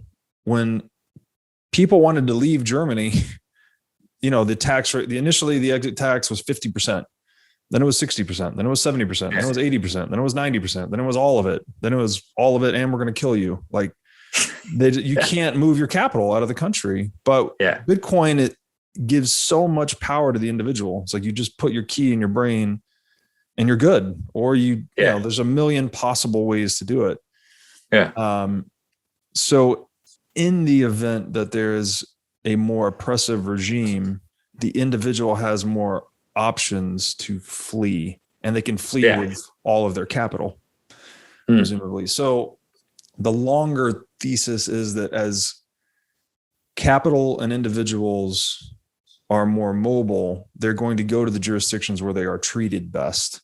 So it's, in a way, Bitcoin is forcing governments to start competing with one another, like we have competition in every other industry. So they actually start to be accountable to the preferences of customers and trying to render satisfaction in some form. Yeah, so you would have Bitcoiners moving to states that are that accept or that don't outlaw it or that don't, do whatever they're going to do. Yeah. Or lobbying to establish their own states or change the rules. Well, we're seeing this in El Salvador today. Because you have to keep in mind, as this transition's happening, people holding Bitcoin are just going to have more and more wealth, and wealth enables you to rewrite the rules in new places. So the big trajectory is a disincentivizing violence and coercion, because it's really hard to steal the money if it's custodied properly. And then the mobility of capital and people sort of coalescing into jurisdictions where they're treated best. Yeah. But it's interesting because the way that it's presented in like the mainstream narrative is that Bitcoin is dangerous because it's so easy to steal. And that, it's like I had my crypto on Quadringa. Yeah. An exchange. Whatever I had. Yeah. But I don't, it's like, you're right. I didn't have it on a wallet. So it's like, so I'm to blame for that. But it's still like, there was the only time that I've had money stolen before, but like, let's say that much that was kind of stolen from me or just vanished, Yeah. So kind of gave me all right, we got to think about this, It's a differently a little bit. Great power comes great responsibility thing. If you lose your keys, like if you leave it on an exchange and it disappears, it's gone. It's gone. But that same dynamic is what gives you the power to leave the country, right? So no, I mean, I've also I think I moved a little bit in terms of the crypto thinking, like in terms of Bitcoin, in terms of understanding also, because I ended up speaking to Vin Armani. I haven't put it out yet on my channel, but he talked about proof of work, which I never thought about. And I was like, that he did convince me to a certain extent with his proof of work argument that there is a certain value which is there, which you can't ignore, right? Just like the gold, like you said, like one of the values of gold is the cost that it takes to get the gold. That's and right. So everybody in the system has a stake to make sure that gold is worth more than what it costs, at least more than what it costs to get out of the ground. And so there's a manner in which I could see that it was related, that it isn't actually like fiat, because fiat is just that. It's just like, here's money. And they just put it out in the system. Whereas it's funny because the system, it's the exact same reason that the system is telling us Bitcoin is bad. It's because it requires work. Yeah. So because it requires work, it's bad because it's bad for the environment, all this kind of stuff. But then they just pump out like fiat money, and it's bad in another way. It's bad in the sense that it's basically corrosive to existence ultimately. Yes. Like we're heading towards massive inflation and massive crashes. So yeah, so I've been thinking about it differently. So I did with my son start a crypto wallet. So now I do have some Bitcoin, which I didn't have last time I talked to you. Yeah, so I remember. See how that goes. No, well, it's good you're holding it because you got to hold your own keys. Otherwise you don't have it, basically, as you learned. So I don't know, I'll try to use this is some language I got from my conversation with Vervaeke, but he talks a lot about the agent and arena relationship. Is that explored in symbolic thinking very much? Because I think that is really what we're destroying here. When you said it's corrosive to everything, it's like we're corroding agent and arena relationships by violating property rights ultimately, right? So people can't store the fruits of their own labor. You don't know how much you're going to be stolen from at any given point, through inflation or taxation. So it's driving people mad. I think you're right. No, I think you're right. But I think it's a general it's not just the money, it's the world in which we live, which is so volatile, which is changing so fast. Mm-hmm. So the money and the inflation and also the arbitrariness of it is obviously something which is driving people crazy.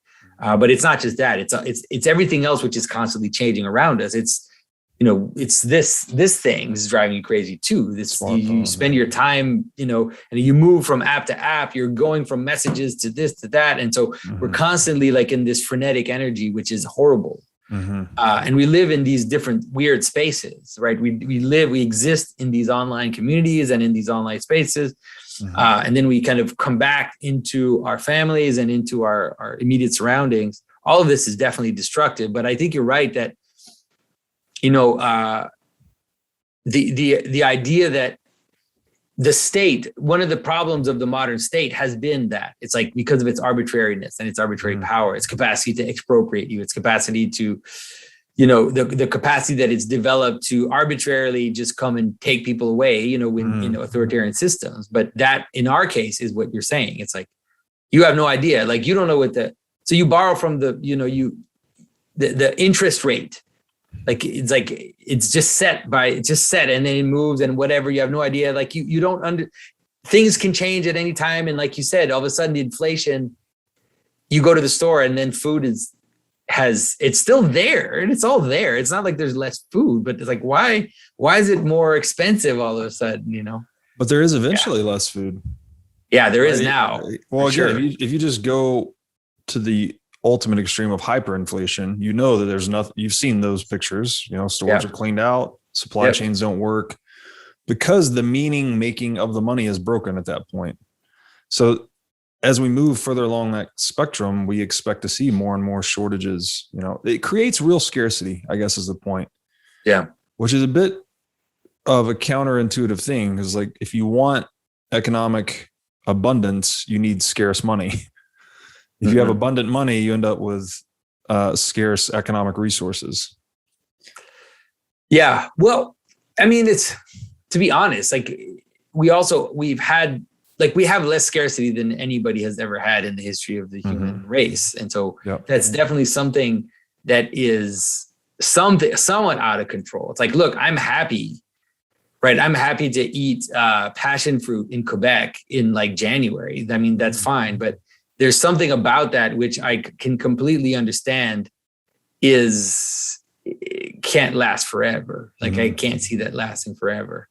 But I don't know if that has to do with the money. It has mostly to do with this problem of the market that I talked about at the outset, which is the idea of providing all these like more and more exotic needs for people and having a whole row full of coffee, like of just, like 30 companies of coffee that all have 30 different types of coffee. Like there's something about that which is also driving us mad. Like that's driving us insane. Like having to choose your toothpaste in front of like 20 types of toothpaste is part of the madness of our world too. And I don't particularly like the communist, answer to that, which is like, take this and this is what you get and that's it. Like, I don't like that, but I don't necessarily see this excess that we're in as something which is good for us. Yeah, I don't know where you would draw the line, because competition is what's creating low prices and innovation, So I don't have a great answer to that other than the alternative you just provided is nightmarish, right? Yeah, exactly. No, I totally agree. I don't want the other side either. Yeah. So it's like, I'm not one of those people I'm on the one hand, I see the madness of what's accessible to us.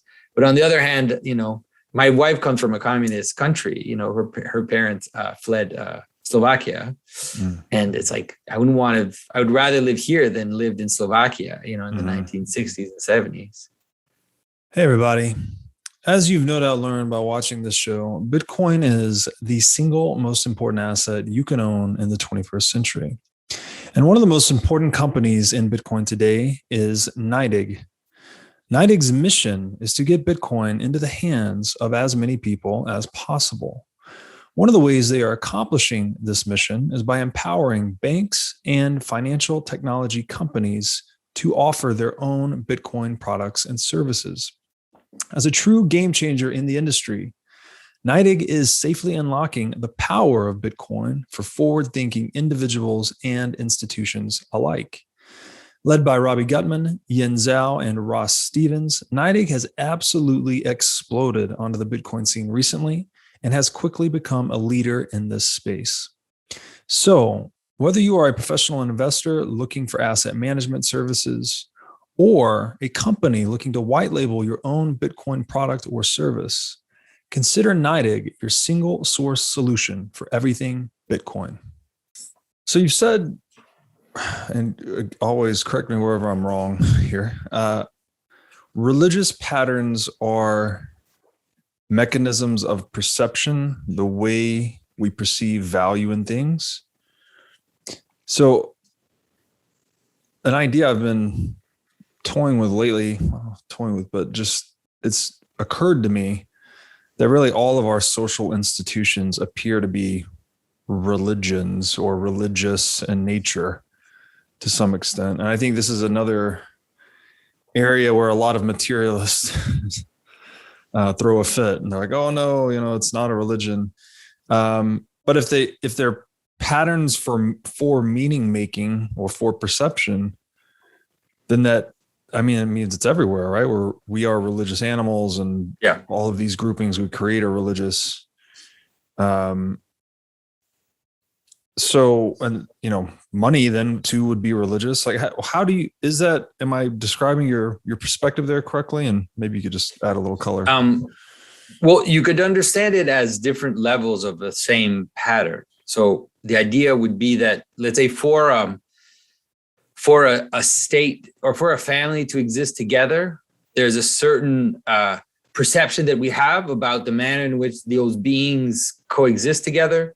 There's a manner in which we understand the nature of that unity, the responsibilities of each, all of that. And then also the rituals which will embody our existence as a family. Like, you actually absolutely need rituals. There's no way around it. If you don't have rituals that manifest your unity, then it's not going to happen. So you'd say, as a family, you have to clean on Saturday mornings, and you have to eat together, every dinner. And then you also there are certain things you have to not let your socks, around the house, or whatever it is, rituals that you have, they're at lower levels. So national rituals also have that nature, right? There are certain things you have to do. You have to pay your taxes. You have to follow the rules. You have to cross at the red light and the green light. These are all ritualistic behaviors. We don't tend to think of them as ritualistic behavior, but they're of a similar nature as other rituals that we embody in terms of religious patterns. And then religious patterns are, of course, the highest forms of those types of rituals, because they tend to embody the highest virtues. And so let's say if you go to church, right, you're singing about God who loves you and your love for each other. You recognize that you have to care for each other, care for the poor, and so you celebrate these things. And so all things that we recognize as having being will also involve that at lower levels, right? So everything you engage with has to be patterned. So you could see those as, if you don't like the word ritual, just say that it has to be patterned. That's fine. But that if you do that, then don't exclude the religious rituals then, because the religious rituals are also patterns of unity that we engage in to recognize that we're together in something. Yeah. The original collective patterns of behavior are religious. So they're more archetypal, or more, I guess, dealing with archetypes, perhaps. They're more compressed. They're dealing with higher realities, you could say, or higher patterns. Okay, so and I think you and I share this perspective deeply, that I have long been fascinated with fractals ever since I discovered the work of Mandelbrot years ago, just this intrinsic geometry of nature. But then it gets really interesting when you start to see it not only is like the pebble looking like the stone, looking like the mountain, but you start to see, the golden ratio in the arc of a galactic arm and then the arc of the DNA coil. Like it's at just multiple scales. Reality has this self similarity. Are you then, would we say that a social institution is sort of a fractal macrocosm of ritual then? We have these small rituals that crystallize up into these larger institutions? I think that's the way to understand it. And so you have to understand unities as containing smaller unities. Yeah. And all those unities have their own reality and they have their own multiplicity. It's always like all the way down. Yeah. So all the way down, you basically have embedded hierarchies. And then that ways of being, right? Mm-hmm. So if you don't like the word ritual, again, like ways of being that make those things exist together. And as you scale up, then at some point you come to things that we see as meaningful, which are, like shaking hands. And so they're variable. There's not just one way of doing it. Mm-hmm. But let's say there's a ritual for greeting someone. And even though that ritual will be variable, it'll be variable only to a certain extent. Right? You can't have the ritual for greeting each other be throwing rocks at each other. Like that's not going to work. Right? There has to be something like showing your hands, touching the other person in a way, hugging, all these things that will show that you're coming into communion with them. And so that, like you said, so that scales up, up all the way, also all the way up, let's say, into the infinite.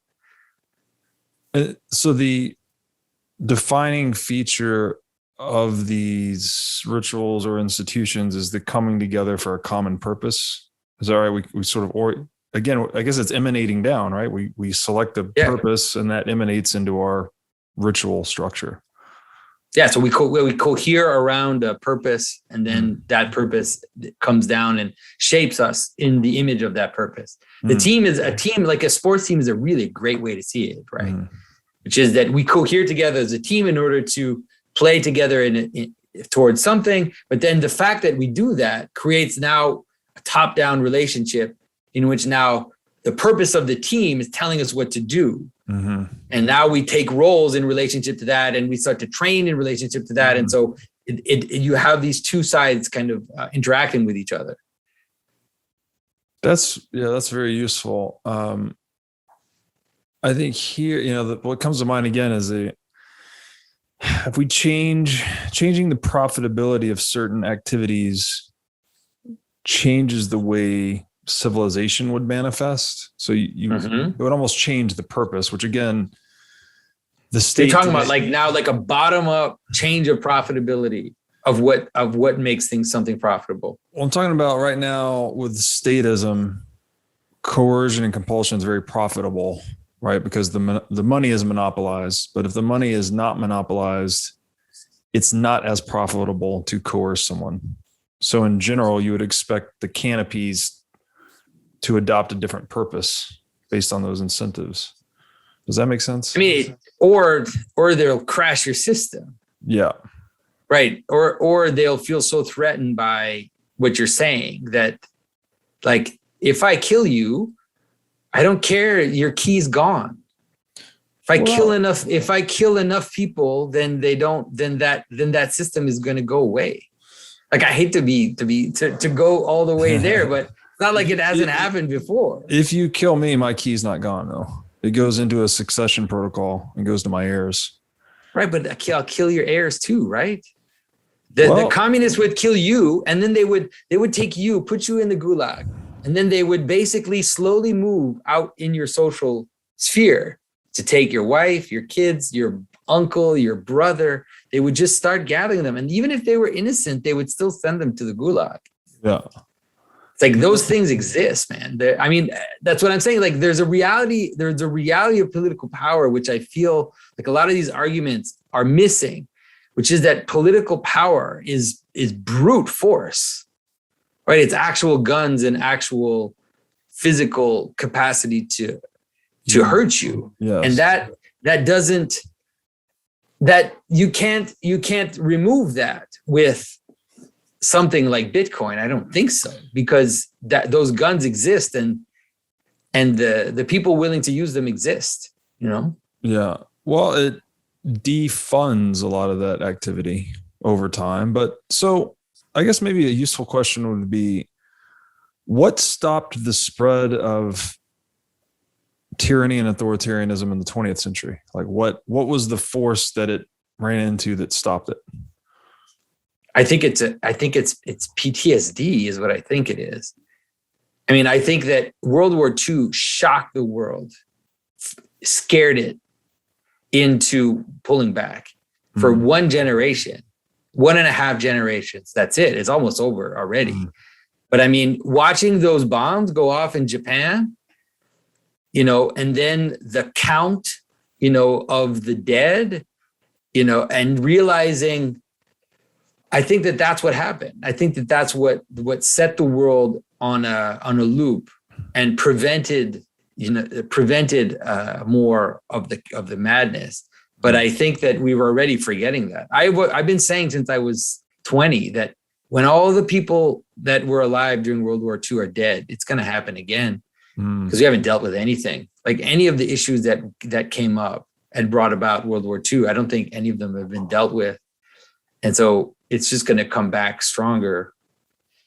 I'm not saying it's going to mean like a war again, but it could mean a more worldwide authoritarianism. Like, no.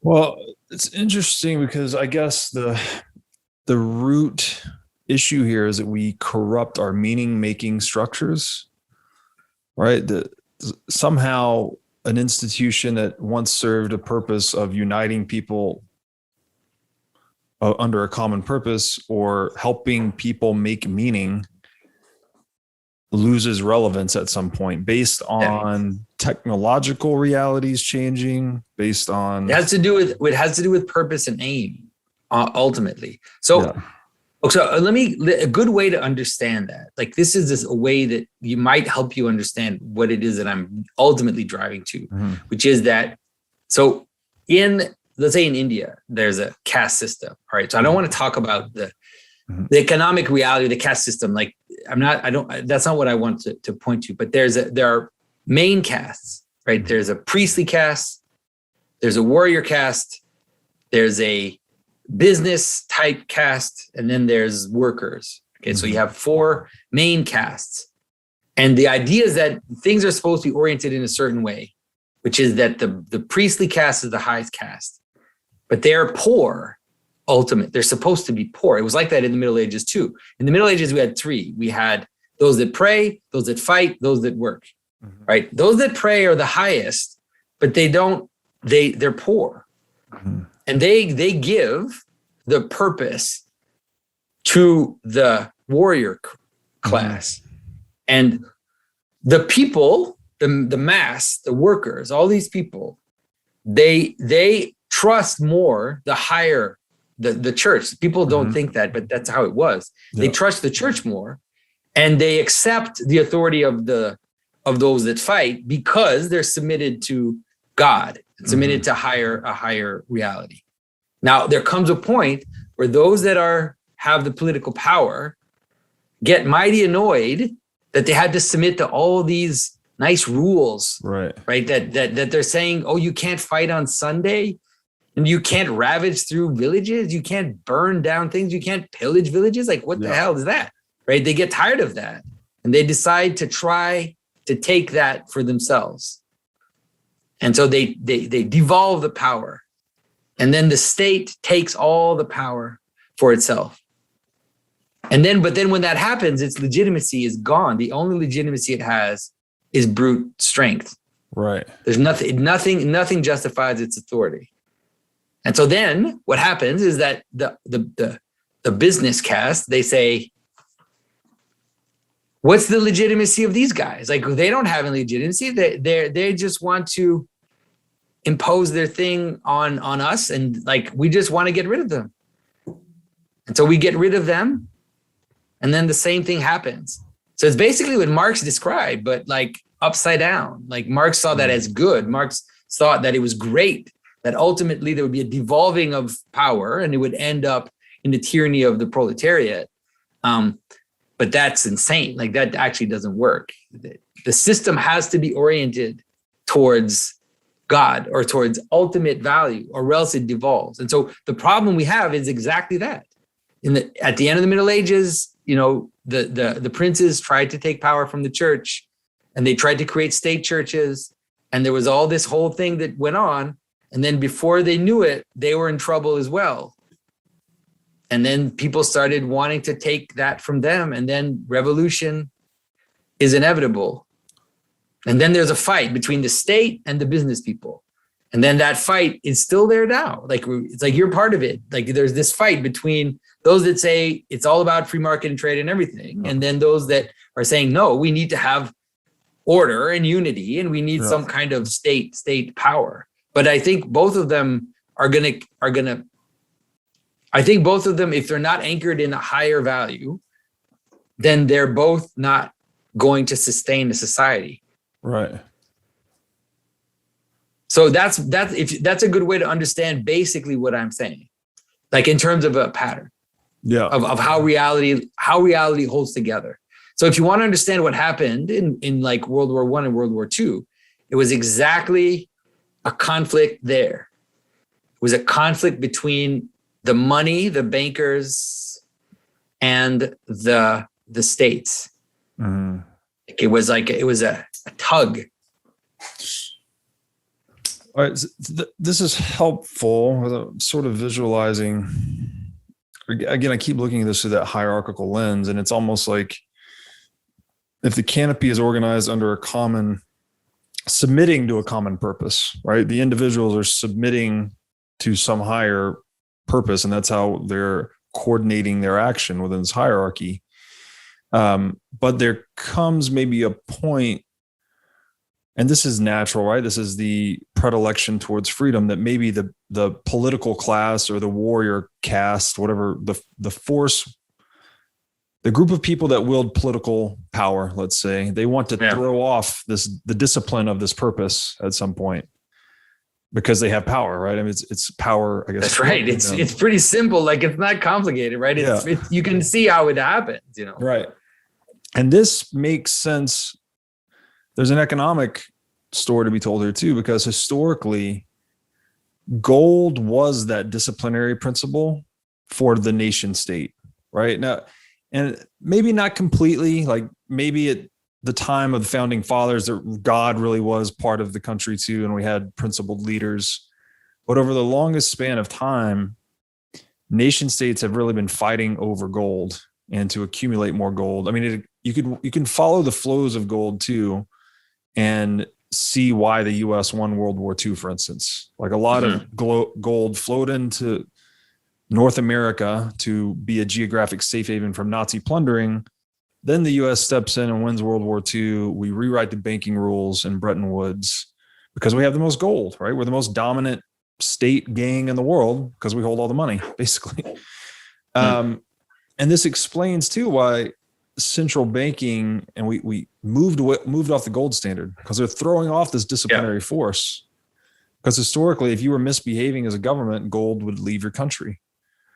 But if you can detach yourself from that discipline, then all of a sudden you get, more limitless political power, let's say. So I guess the one thing I would want to insert here, maybe this will land a bit. The value proposition of Bitcoin is that it's increasing the cost to benefit ratio of political power. Mm-hmm. So to exert political power is just not as profitable in a Bitcoinized world as it would be in a fiat world. Fiat makes it very inexpensive to exert political power or to confiscate property.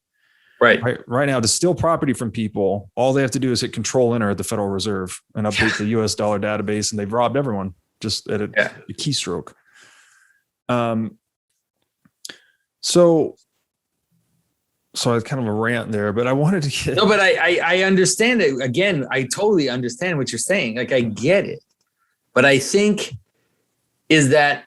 So you could say this. It's like the gold is a tool for political power. But the political power manifests itself as the capacity to the capacity for force, the capacity for violence. Mm-hmm. And that has a reality on its own. And so that's why I'm not so sure of the proposition you're saying, because like I said, the states aren't going to let this happen because they have guns. They have a lot of them. Yeah. Like they have way more than we have, and they have guns we don't know about, and they have weapons that they can fly above us and drop explosions on us, and we can't do that. Like we can do none of that. I think there's a big unknown here though, because we could equally be sitting in the 1500s looking at the printing press saying there's no way the church is going to let this thing run. It's disrupting the monopoly on knowledge, et cetera, et cetera. So I have a high degree of confidence that institutional realities are reshaped by technological realities. So, and the other piece to this maybe is that the state depends on the market, not the opposite. The market does not depend on the state. The state is the parasite. The market is the host. There's nothing. But they don't think that. But it almost doesn't matter what they think at a certain point, because if you destroy the market, there's nothing to steal. You've destroyed all the wealth. So then what? But they've done it. It's happened. That's what I mean. 100 years of communist rule was a real thing, and people starved. And when and if they're talking about overpopulation, maybe it doesn't bother them so much. Yeah, I'm not saying it can't be very ugly in transition, but I think longer run, I just think human action is largely springs from incentives, and the incentives will be away from coercion in the long run. So let me ask you this. We talked about fractals earlier. Is the marketplace a macrocosm of the individual mind? Because I see in the marketplace human minds, we're interconnecting our consciousness, if you will, through prices, for instance. Like, I don't need to know that there was an earthquake in Chile that disrupted copper production. I just see the price of copper change. Yeah. And that changes my behavior, right? So we have this distributed computing system in the marketplace. I just wanted to get your read on it. Like, is that just a fractal reflection of the individual human mind? I mean, it's a similar pattern, because it's about value and it's about selection, right? There's a notion in which the market in itself will, through what people want. So you can understand it as the same way that your cells inside you exist, and they have their own reality. Like the cell inside you doesn't care about your will. Like they don't know about it, or it doesn't matter, but they are acting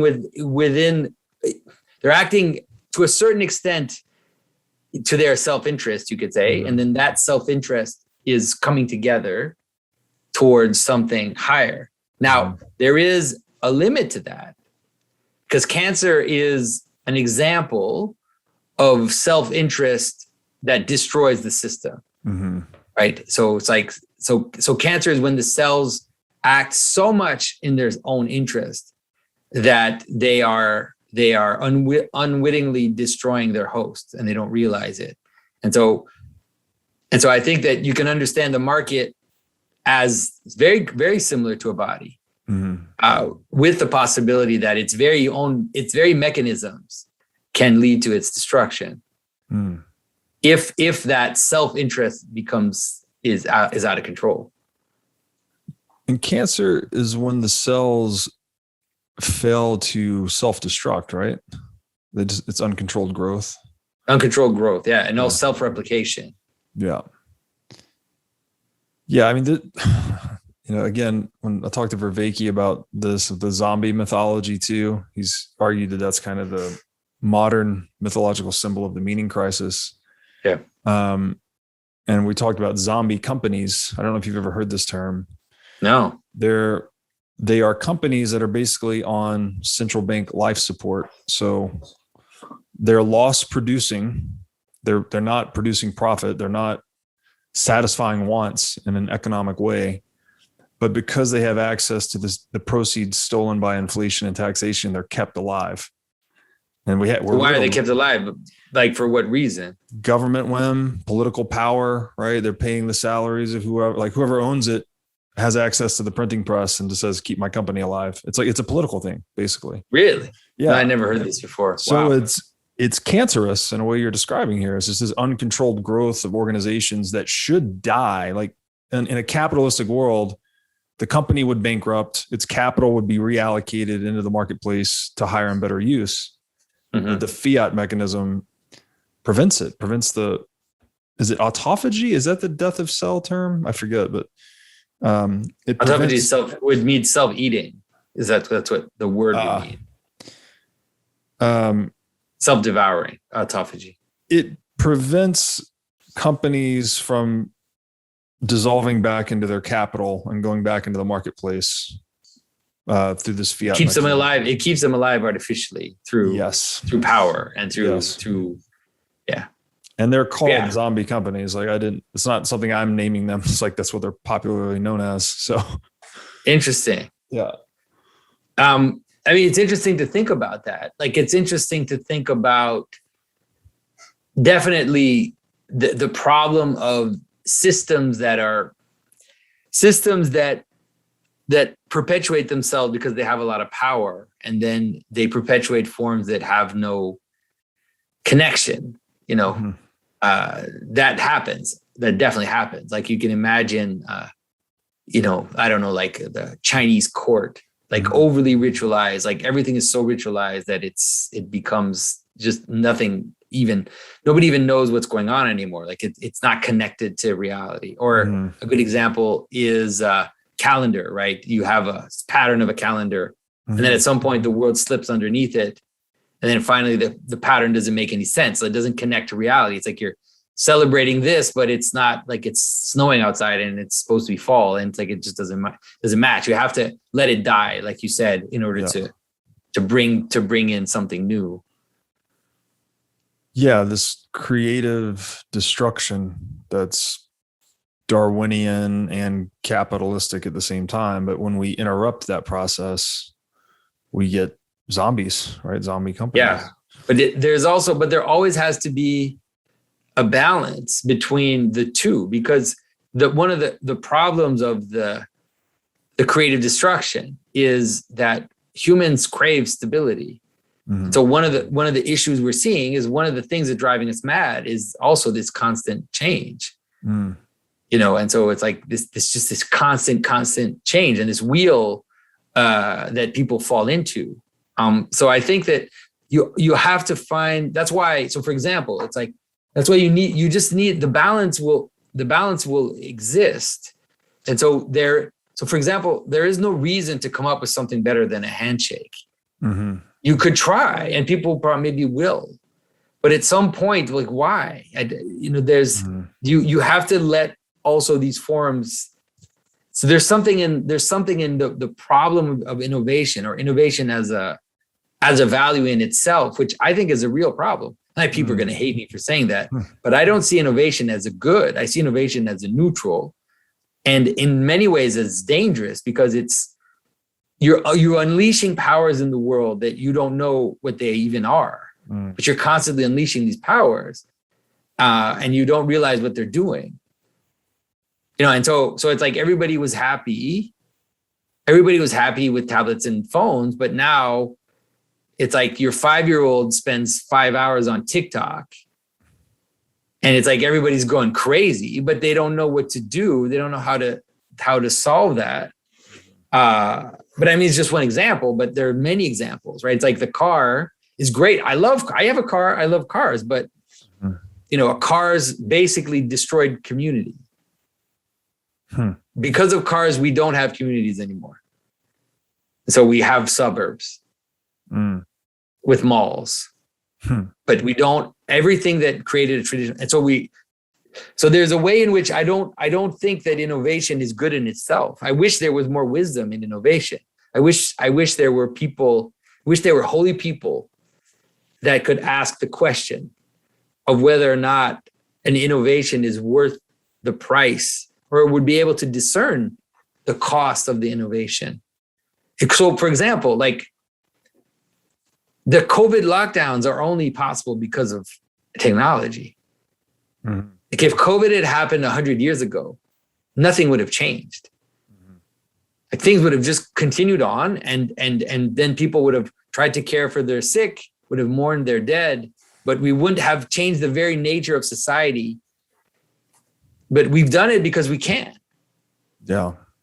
And so that's the issue. So like, for example, so the same thing that is producing Bitcoin, the same drive or the same, like, how can I say, the same spirit that's producing Bitcoin is also producing the COVID passport, right? The same system that produced, like the same thing that made the internet the great far west of freedom and expression is the same thing that's making the internet the greatest system of control that humanity has ever imagined. And so innovation is not, it's like just power. It's power. Yeah. And power, especially the more power, the more extreme its consequences will be. And so that's what, the more we move towards a technocratic world, the more we're going to vacillate between kind of excessive libertarian freedom mm-hmm. and insane authoritarian control. Mm-hmm. Yeah, in my estimation, the line we're walking is we want to harness more power. That's the point of innovation and economization. But we want to have systems where individuals are maximally resistant to the willpower of others. We don't want these arbitrary impositions of willpower by one group onto another. That's where we get into theft and violence and all of these other things. So I like your point on, COVID lockdowns not being possible 100 years ago, but we could equally say they're not possible without fiat currency either. You could not have locked people in their homes without recourse to this printing press. Yeah, you just it's couldn't like do weird thing that they did. Yeah, no, you're right. So, but I want to take on what you said in terms of the idea. Like, I think that this again is a problem. Like, so what you said, like when you said that you want to preserve the individual from coercion, mm-hmm. and so I think that I have to be honest. Like, I think that that's wrong. Like, I think that this is one of the issues of being human, is that we're not individuals. We exist in communities. We exist in relationships. Human beings are social. We find meaning in others. We find purpose in others. And so sadly, the same thing that makes us families is that which makes us embody violence towards others. The characteristics which create our communities are the same characteristics which bring about violence and coercion. And so this is the big problem. Like, this is the big, I don't know if you've read a bit of René Girard, I guess you say in English. I imagine you're interested in it. Yeah. I've read half of Things Hidden Since the Foundation of the World, and it's interesting. Yeah. So it's interesting in the sense of understanding that the mechanisms of society, are the ones that spawn violence. And so we're in like a catch-22. We're in a bind. Yeah. Because we need ways to manifest our unity without the other thing. But like the idea of just protecting the individual from coercion is going to bring about fragmentation and meaninglessness, and people are going to fall into despair because we don't exist alone. Well, okay. We need common identities and common purposes, or else we feel lost. Yes. Okay. So on Girard's book, and I've only read half of it again, but I believe he makes the point that by being able to engage in self-reflection on this idea of mimesis that he's describing, that's flown through humanity forever, basically, that we could establish the ability to transcend it. Like, we're not hopelessly engaged in this victimage mechanism that he describes till the end of time. Like, we could actually transcend it. We wouldn't transcend it towards individualism. Like, I think he would believe we would transcend it towards something like a community that would exist in love, like in true love, which would be a kind of self-sacrifice to avoid the scapegoat sacrifice or the scapegoat mechanism. So I'd love to drill into that love, actually. So we have eros, philia, and agape, right? Eros is consumptive love, philia, reciprocal love between friends or romantic partner, and then agape is like love from parent to child. And maybe this is just a naive, optimistic Bitcoiner libertarian view, but somewhat maybe parallels Vervaeke's idea of having a neo-religion that's, under a new canopy, if you will. But could we not indeed organize ourselves under a canopy of, say, reducing economic scarcity or increasing material abundance?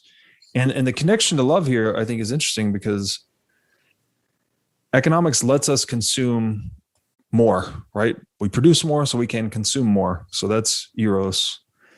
It also, as we accumulate wealth, we are more free, right? I'm not as beholden to the scarcities of nature. I have accumulated capital and wealth. I can spend my time as I see fit, which presumably would be in relationship, right? Friendship, romantic relationship, whatever.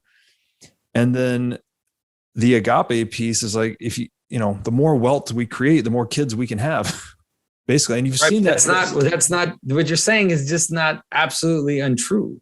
In the sense that maybe even though you disagree with the fiat system, right? The fiat system has created more wealth than any system in the history of humanity.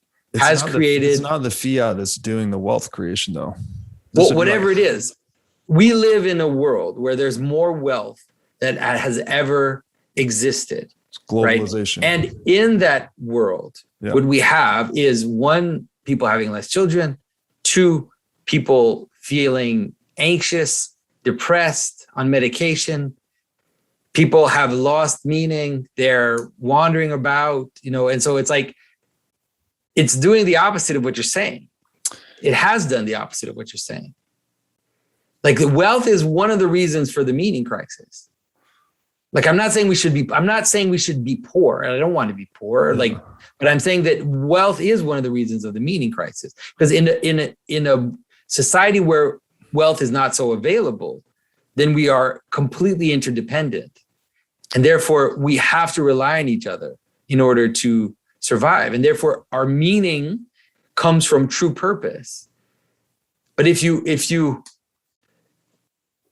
like, we have made, like, I would say that in the last few centuries, we have made wealth accumulation the first goal of our societies, and it's brought us into nihilism and I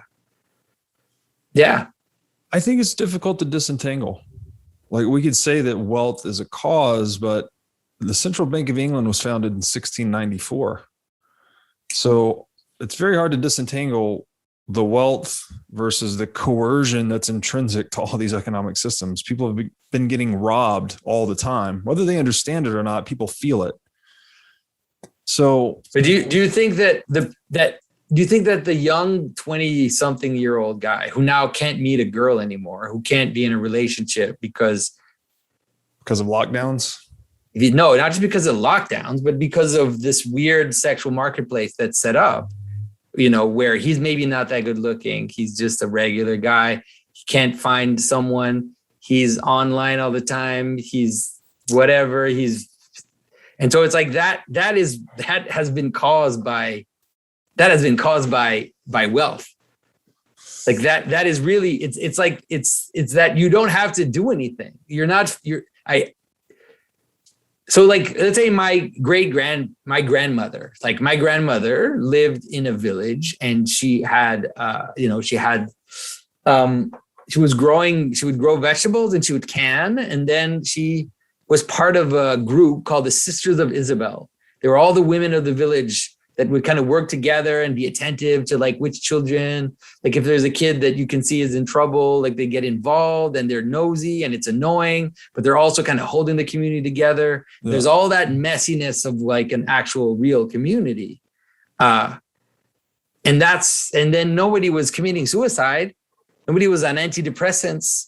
Yeah. Nobody was, it's like, it just wasn't part of the world. Well, I don't claim to have a knowledge about what tools like Tinder or social media are doing to us, because I do believe this, and this gets back to our earlier point, that I do believe that the market is a fractal of the mind and they're in relation with one another. So when we change the mechanisms that intermediate that relationship, you're changing the mind, right? You're changing the market, changing the mind. So I agree that there's a feedback there, but I guess my overall point would be that getting the coercive elements out would only be healthy for the mind. And by the way, this is not just theoretical, because a lot of the things you're describing, drug abuse, obesity is another one, right? That's been a big problem in the US. A couple of things. One, there's a great website, WTF happened in 1971.com, and it shows this whole gamut of socioeconomic data skewing really bad after 1971. So basically, once we went off the gold standard, we had more centralization, more opiate addiction, more obesity, more debt, like all these deleterious socioeconomic consequences. And there are Bitcoiners today that are actually people that have engaged very deeply with this money and started to like build their life around it. A lot of people have very positive personal transformations. People are becoming more fit, more focused on health, more focused on family, community, all these things. So I think there's this feedback relationship. More focused on, because focused on fitness and focused on health and focused on community are not the same. Well, I'm saying, so you see Bitcoiners being more focused on community, like real community. I don't mean they adopt longer time horizons. And I think that is at least contributed to by interacting with the money that allows you to plan over longer periods of time. Mm-hmm. If you hold Bitcoin, you're holding money that can't be stolen from you, right? You're sort of exiting that feedback loop. If you're in a fiat world, you can't, the agent and arena relationship has been so disturbed, right? Because you're being robbed by the market, whether you know it or not, it's happening. It's forcing you then to take more risk or eat shittier food or whatever the thing is. But just by like extricating yourself from that feedback loop into another one, it seems to be having an impact on people's personal life choices, right? They're skewing a more positive direction. So my general thesis is there's a deep relationship between, man and tool, or creator and created. And I think when you inject corruption, coercion, theft for sure into money, it's warping. No, I think you're right. I think you're totally right. But I do think that you might be putting too much stock into that as a cause, let's say. But I agree that it's clear that the system, but I said, I agree that the fiat system is doing what it's doing. But I think that I could have someone who is involved in Bitcoin for reasons of greed, and a person and the people who are doing those things are doing it for reasons of greed, and give the guy who has Bitcoin the power, and he'll just do the same. He might not do it with Bitcoin, but he'll do it with other things. He'll do it with other means of coercion and other means of, because it's about human nature and about our ultimate purposes. So I actually agree with that, with the caveat that in a Bitcoin world, it wouldn't concentrate as much power into so few hands. And even if you're the guy that owns the most Bitcoin in the world, you're whoever, you own a million, you're Satoshi, you own 1 million Bitcoin. Not even a Satoshi can twist the rules against others in that system. And that's what's being done now, is that these rules just change all the time, right? How many dollars are in existence? How many will be in existence? Who's profiting? It's like, you want to drive someone insane in a game, just change the rules all the time. And when you give one entity or one individual the power to make those rules, they have the power to win in perpetuity. So I think it overly concentrates power into too few hands, and that's what corrupts human nature. So at least in a Bitcoin world, I'm not saying people would be perfect by any stretch of the imagination, but they would be restrained against that noxious concentration of power. I don't see it. I don't see it because because also value, like I said, I think it's also because I don't maybe see value the same way that you do. And even in terms of trade value, is that the things in the world, like the guns and the tanks and the planes and the police cars, and the communication systems and all of these things exist. And whether there would be a Bitcoin world or not a Bitcoin world, those things would just fall into the hands of different people. Like if it was a Bitcoin world, then those guns and those police cars would fall into the hands of those that maybe had the most Bitcoin.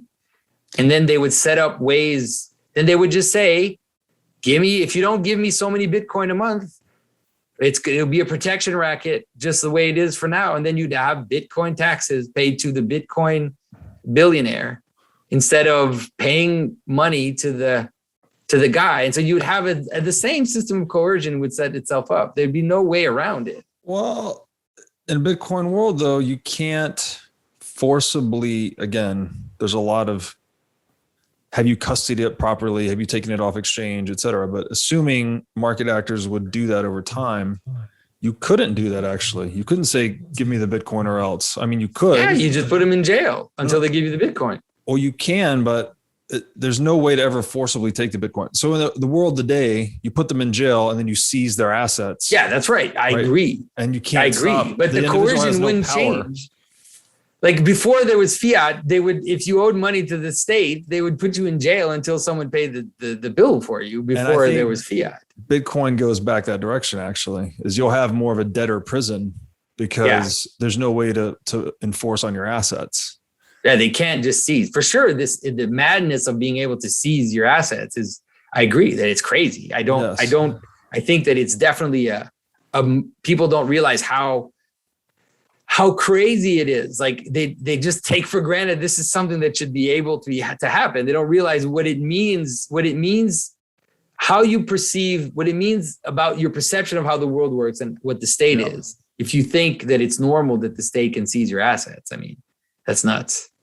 So that's maybe a good way to look at it, is the state is the systemized predation of property. Basically, they're just taxing and stealing all the time. It seems somewhat intuitive to me that over time, as people realize that and realize there's another option, like you're telling me I can hold a money that you can steal from me or a money that you can't, that the average of human action will tend towards the one that can't be stolen. I mean, I guess you're very hopeful. I don't think so, just because systems that aren't fiat have existed for thousands and thousands of years, and the state was no less. They were maybe with less reach. So now the state has more reach. That's for sure, right? The state has more reach than any other state has ever had. Yeah. But just through technology, not just via fiat, in general through technology. Yeah. And so, I don't know. Look, But gold too. I mean, gold invited violence, right? You bomb a city and then the gold's still there. So you take the gold. Yeah, you don't need to negotiate with the guy. You just need to kill the guy and take his gold. Bitcoin's different. You can't just kill the guy and take his Bitcoin. You got to negotiate. No, but you can kill the guy and take his stuff.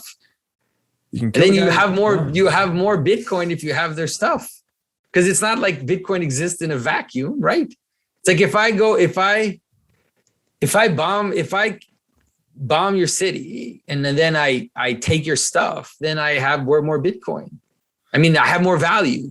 I have more stuff. Yes. Presumably, so there's no, you can steal stuff still. I mean, that doesn't change, but at least we have money that can't be stolen. So I have a question though. Like in terms of Bitcoin. So one of the problems that seems that Bitcoin is bringing about is that, so let's say you have your keys and then I kill you and then your key vanishes, or I kill you with, like, someone kills whatever is holding the keys. And so that means that Bitcoin, where like it just stays there, right? It becomes like it just there. Well, it's lost Bitcoin at that point. So don't you think that, let's say over a certain amount of time, that there will be more and more lost Bitcoin, wouldn't there? There should be more, but as Bitcoin gets more expensive, people are more incentivized to not lose it. Like even right now, you kill me, I lose my Bitcoin, but my family does not. Right. I have it properly custodied and in a succession protocol that's what will happen. Yeah. If someone doesn't have that, then their Bitcoin could be lost. But what that effectively does is just concentrate more economic energy into the remaining Bitcoin. So it's like a contribution to everyone else. If I just burn if you just burn 1,000 Bitcoin, you've anti-diluted everyone else. Mm-hmm. It's like the opposite of fiat, right? When you expand the fiat supply, you're diluting everyone. But this would be an anti-dilutive. Yeah. So there could be incentive to eliminate my Bitcoin opponents somehow. Yes. If it's widely held, and again, this kind of gets back to the state and market thing. It's like you might have a slight incentive to kill the guy that's holding 1,000 Bitcoin, not because you'll get the 1,000 Bitcoin, but because that would be anti-dilutive to you and everyone else in the Bitcoin network. But again, cost benefit, which one's better? Killing the guy to get this small marginal anti-dilutive contribution, or trading and doing something productive with the guy and not running the risk of jail or enforcement, whatever risk you're taking in killing him. Yeah, but that's true of any violent activity, right? It's like I'm not a tyrant. Like I don't totally understand what motivates people to risk their life to like go to another city and besiege it and set up a siege and basically risk their lives in order to get stuff. Like it's very different than gold. Like we just gave the example of gold, where am I going to take the risk to kill the guy if there's this huge bonanza of gold? Yeah, I mean, not me, but anyone running the calculus is going to be like, okay, I get 10 tons of gold if I kill this guy. Yeah. But that cost to benefit ratio is way different on a Bitcoin standard. Mm-hmm. So it's dissuading to violence overall. Right. There's a long literature on this too. It's not. This is prior to Bitcoin. I can send you a paper. It's the economics of organized violence, frankly. Mm-hmm. And as our ability to project force across a distance has changed, our civilization has reflected those changes. So for a long time, for instance, the knight on horseback was the law of the land, right? Yeah. A knight gets on a horse. He can move swiftly across terrain. He can kill 50 peasants. One knight can take on 50 peasants, for instance. Mm-hmm. And that was enabled by the stirrup, by the way, because before the stirrup, the knight couldn't get on the horse. So he didn't have mobility. But then what happens, so the knight's the law of the land, but then with the invention of gunpowder, all of a sudden one peasant can take out a knight from 200 yards. And then this leads to like the collapse of feudalism because the knights can't enforce anymore. So it's these little, I think the economics of violence, how we project willpower onto one another, is largely determinant of how society is shaped. Because now, like someone can send a drone to your house and kill you, and not even have to move. Yeah. Send one of those nice little Boston. We've been seeing them now. The Boston Dynamics robots. Everybody knew where it was going, and now we saw them fitted with with weapons. And so like, yeah. all of a sudden the cost of killing someone goes down if you have a lot of power. Yeah, the cost can go down, but we can also decrease the benefit with Bitcoin. Yeah. You can take the benefit to zero effectively. Or not zero, but you're not stealing their money, I guess is the punchline. Right. And historically, that's been a big carrot for violence. So, yeah. I mean, I hear you on a lot of this, but like, where are you then? You've said it, we're headed towards a catastrophe.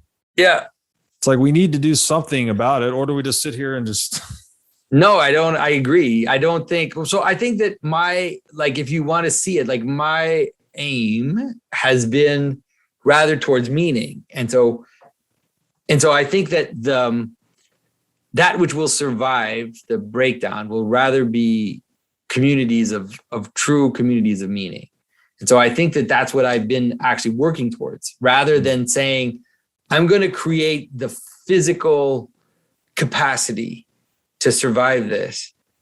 I've been mostly working towards the other side, which is create in enough people the vision of a higher purpose in order to build some kind of arc. But in a certain manner, you probably need something like both, because, but it's like, I'm not totally sure. So for example, like, let's say, I think, so like, here's a good example. Like, I think the Amish are way more resistant to fragility than Bitcoiners, right? Because they have common purpose, common community. They have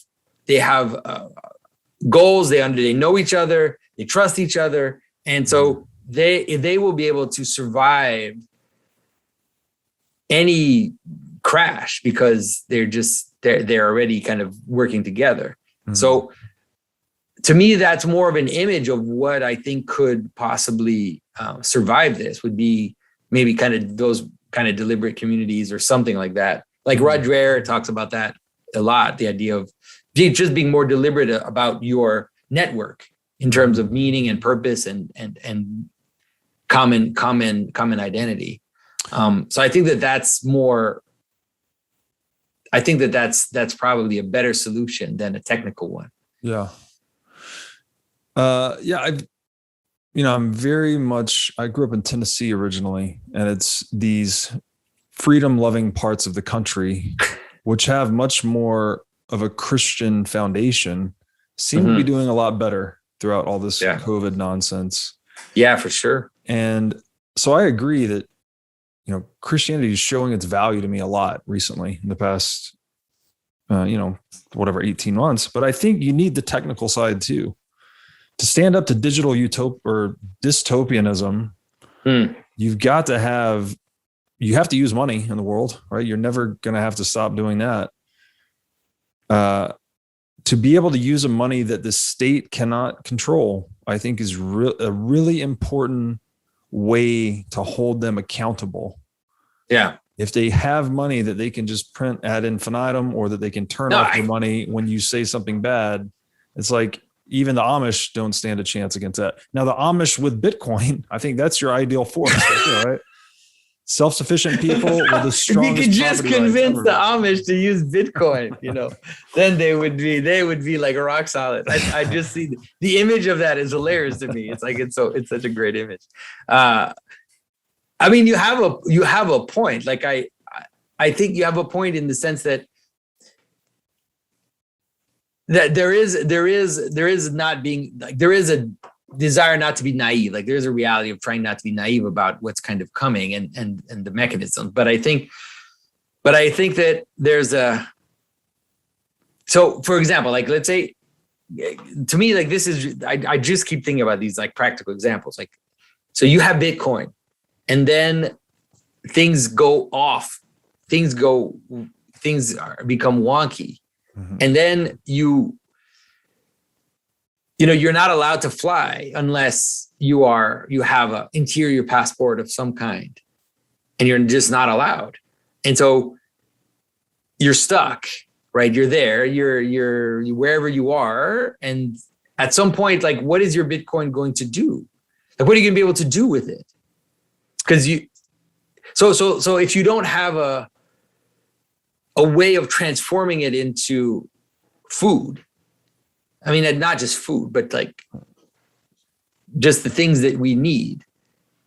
It seems like that's always kind of the one of the things that I struggle to understand is how in a real crisis, how you turn Bitcoin into stuff, especially in an authoritarian kind of situation where the technology is used to control you. Yeah, well, assuming that the dollar still works in this environment, you know, Bitcoin today is $10 billion a day of trading volume. So that's dollars to Bitcoin. Yeah. Is 24/7 liquid.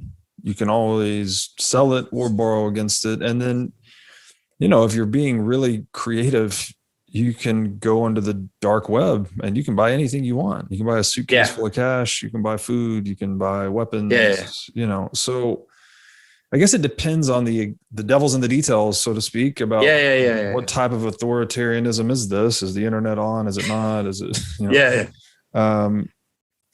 But it gives you a lot of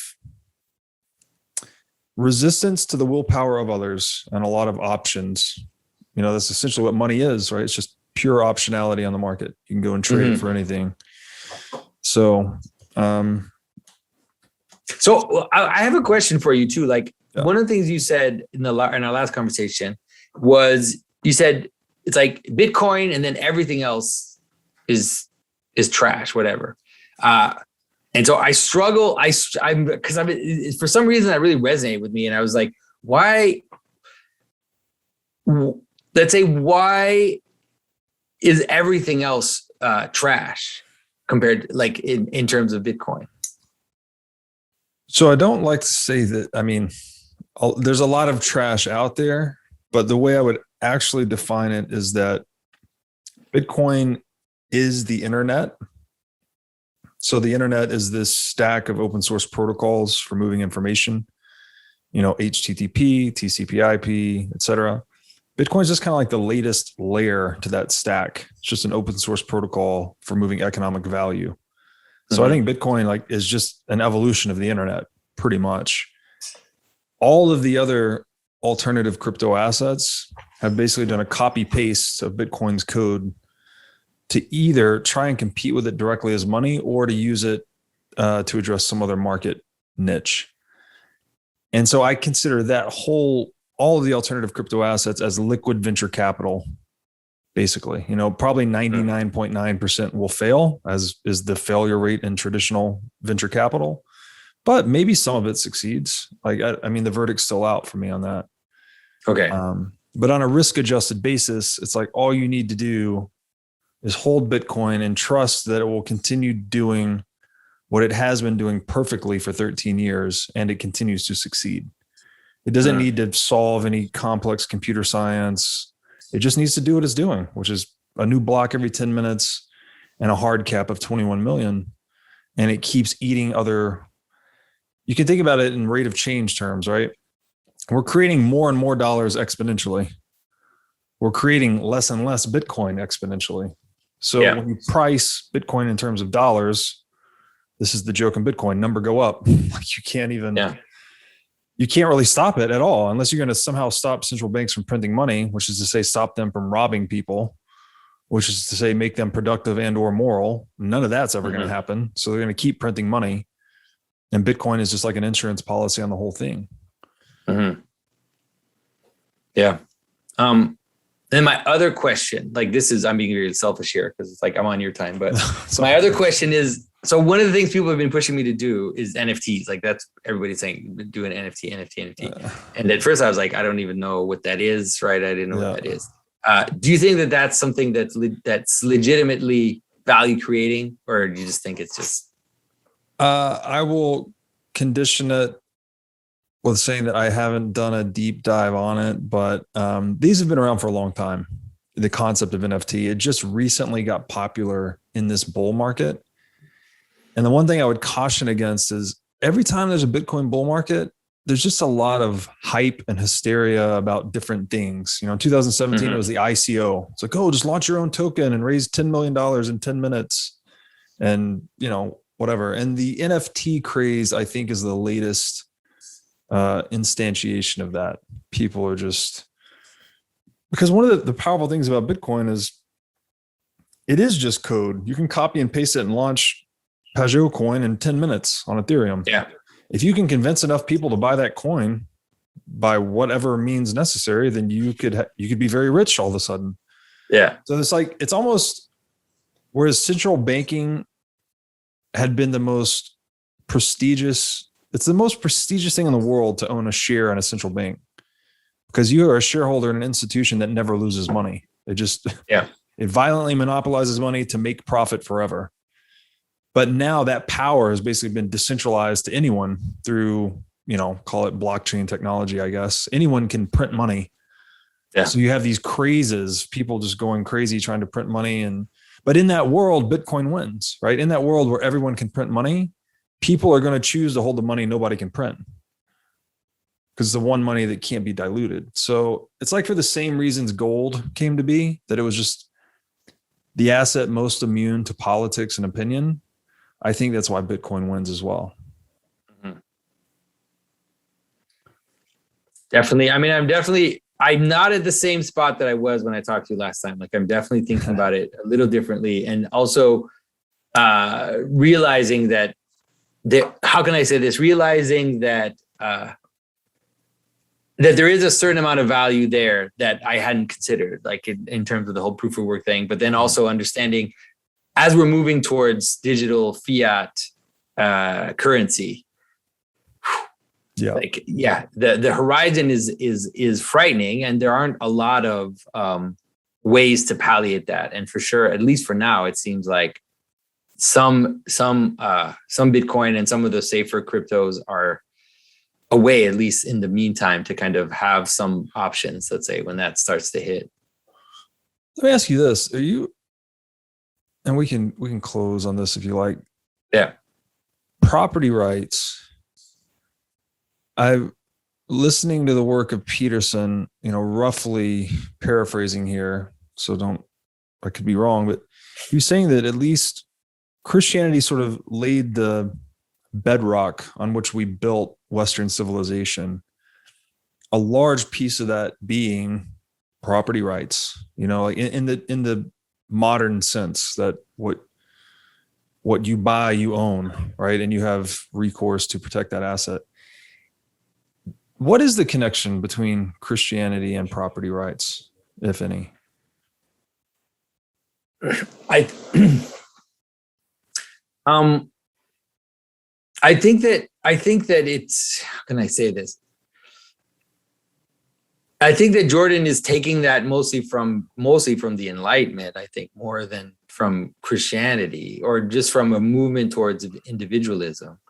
And so I think that there's, like, Jordan definitely has a kind of individualism to himself, you know, for all the good aspects of that and some of the more difficult aspects of that. And so I think that in a Christian world, there's a sense in which I think that property is actually probably way more hierarchical. Like, it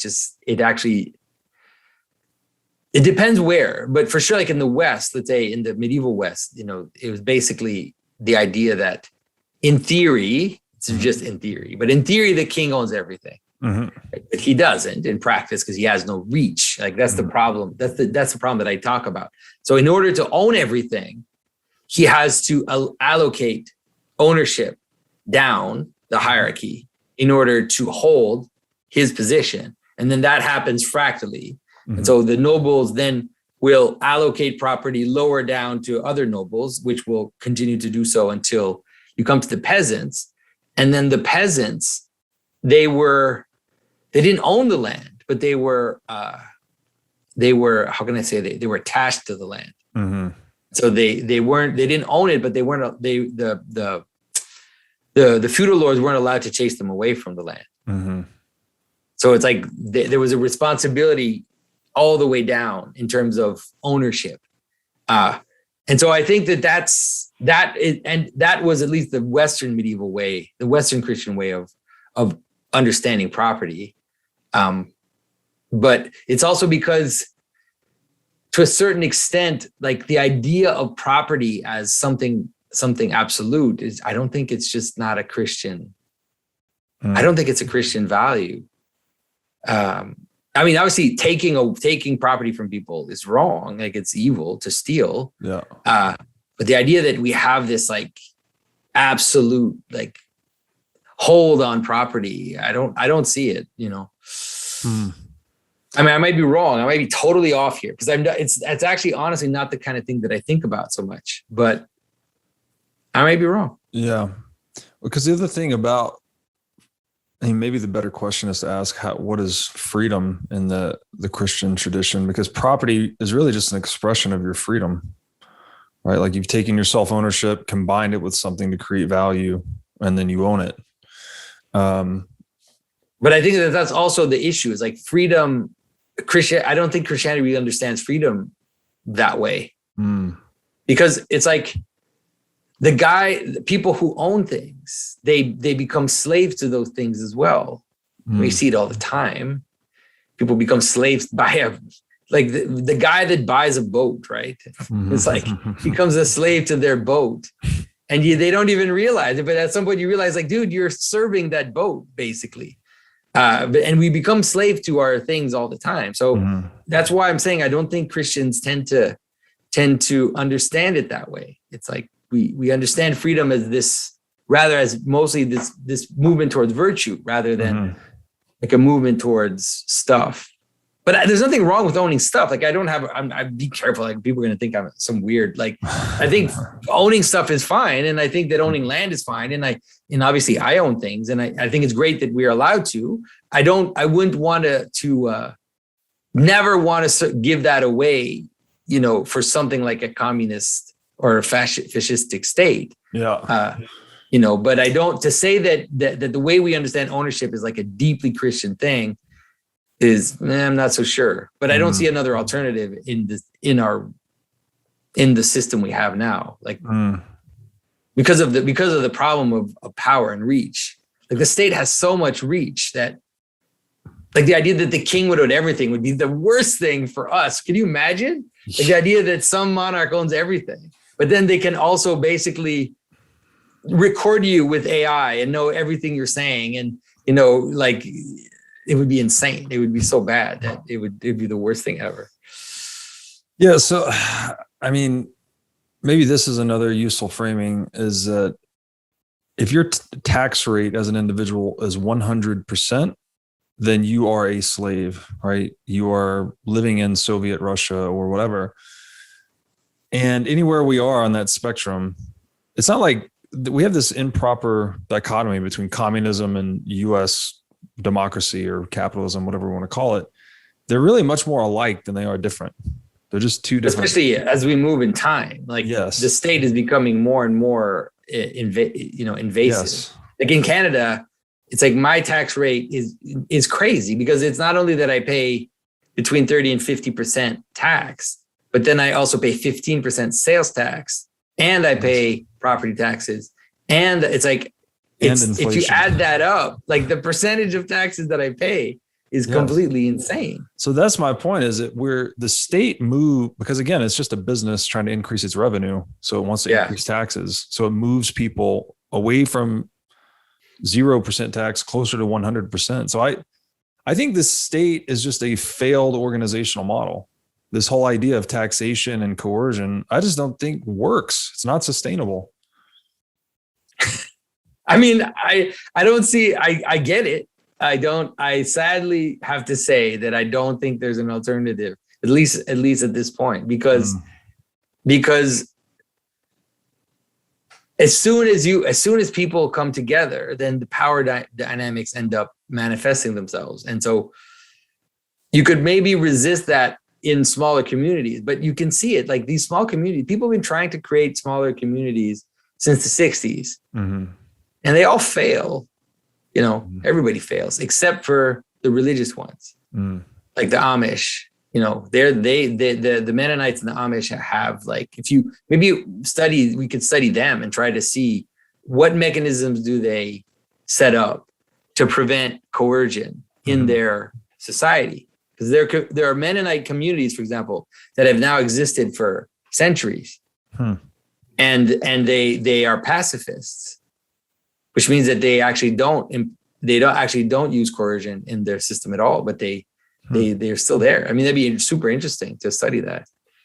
Yeah, it's a great suggestion. If I may ask you one more quick question. Yeah, sure. Go ahead. Honest weights and measures. What are they? Why are they important? What does Christianity have to say about them? Like, why we need honest weights and measurement? I mean, that's also just about lying, right? It's just about telling the truth. And so people who don't have honest weights and measures obviously have they have another intention, right? They have an intention. There's a reason why they're doing that. And so, like, for sure, you're right. Like, if you're applying that to fiat and inflation, you're totally right.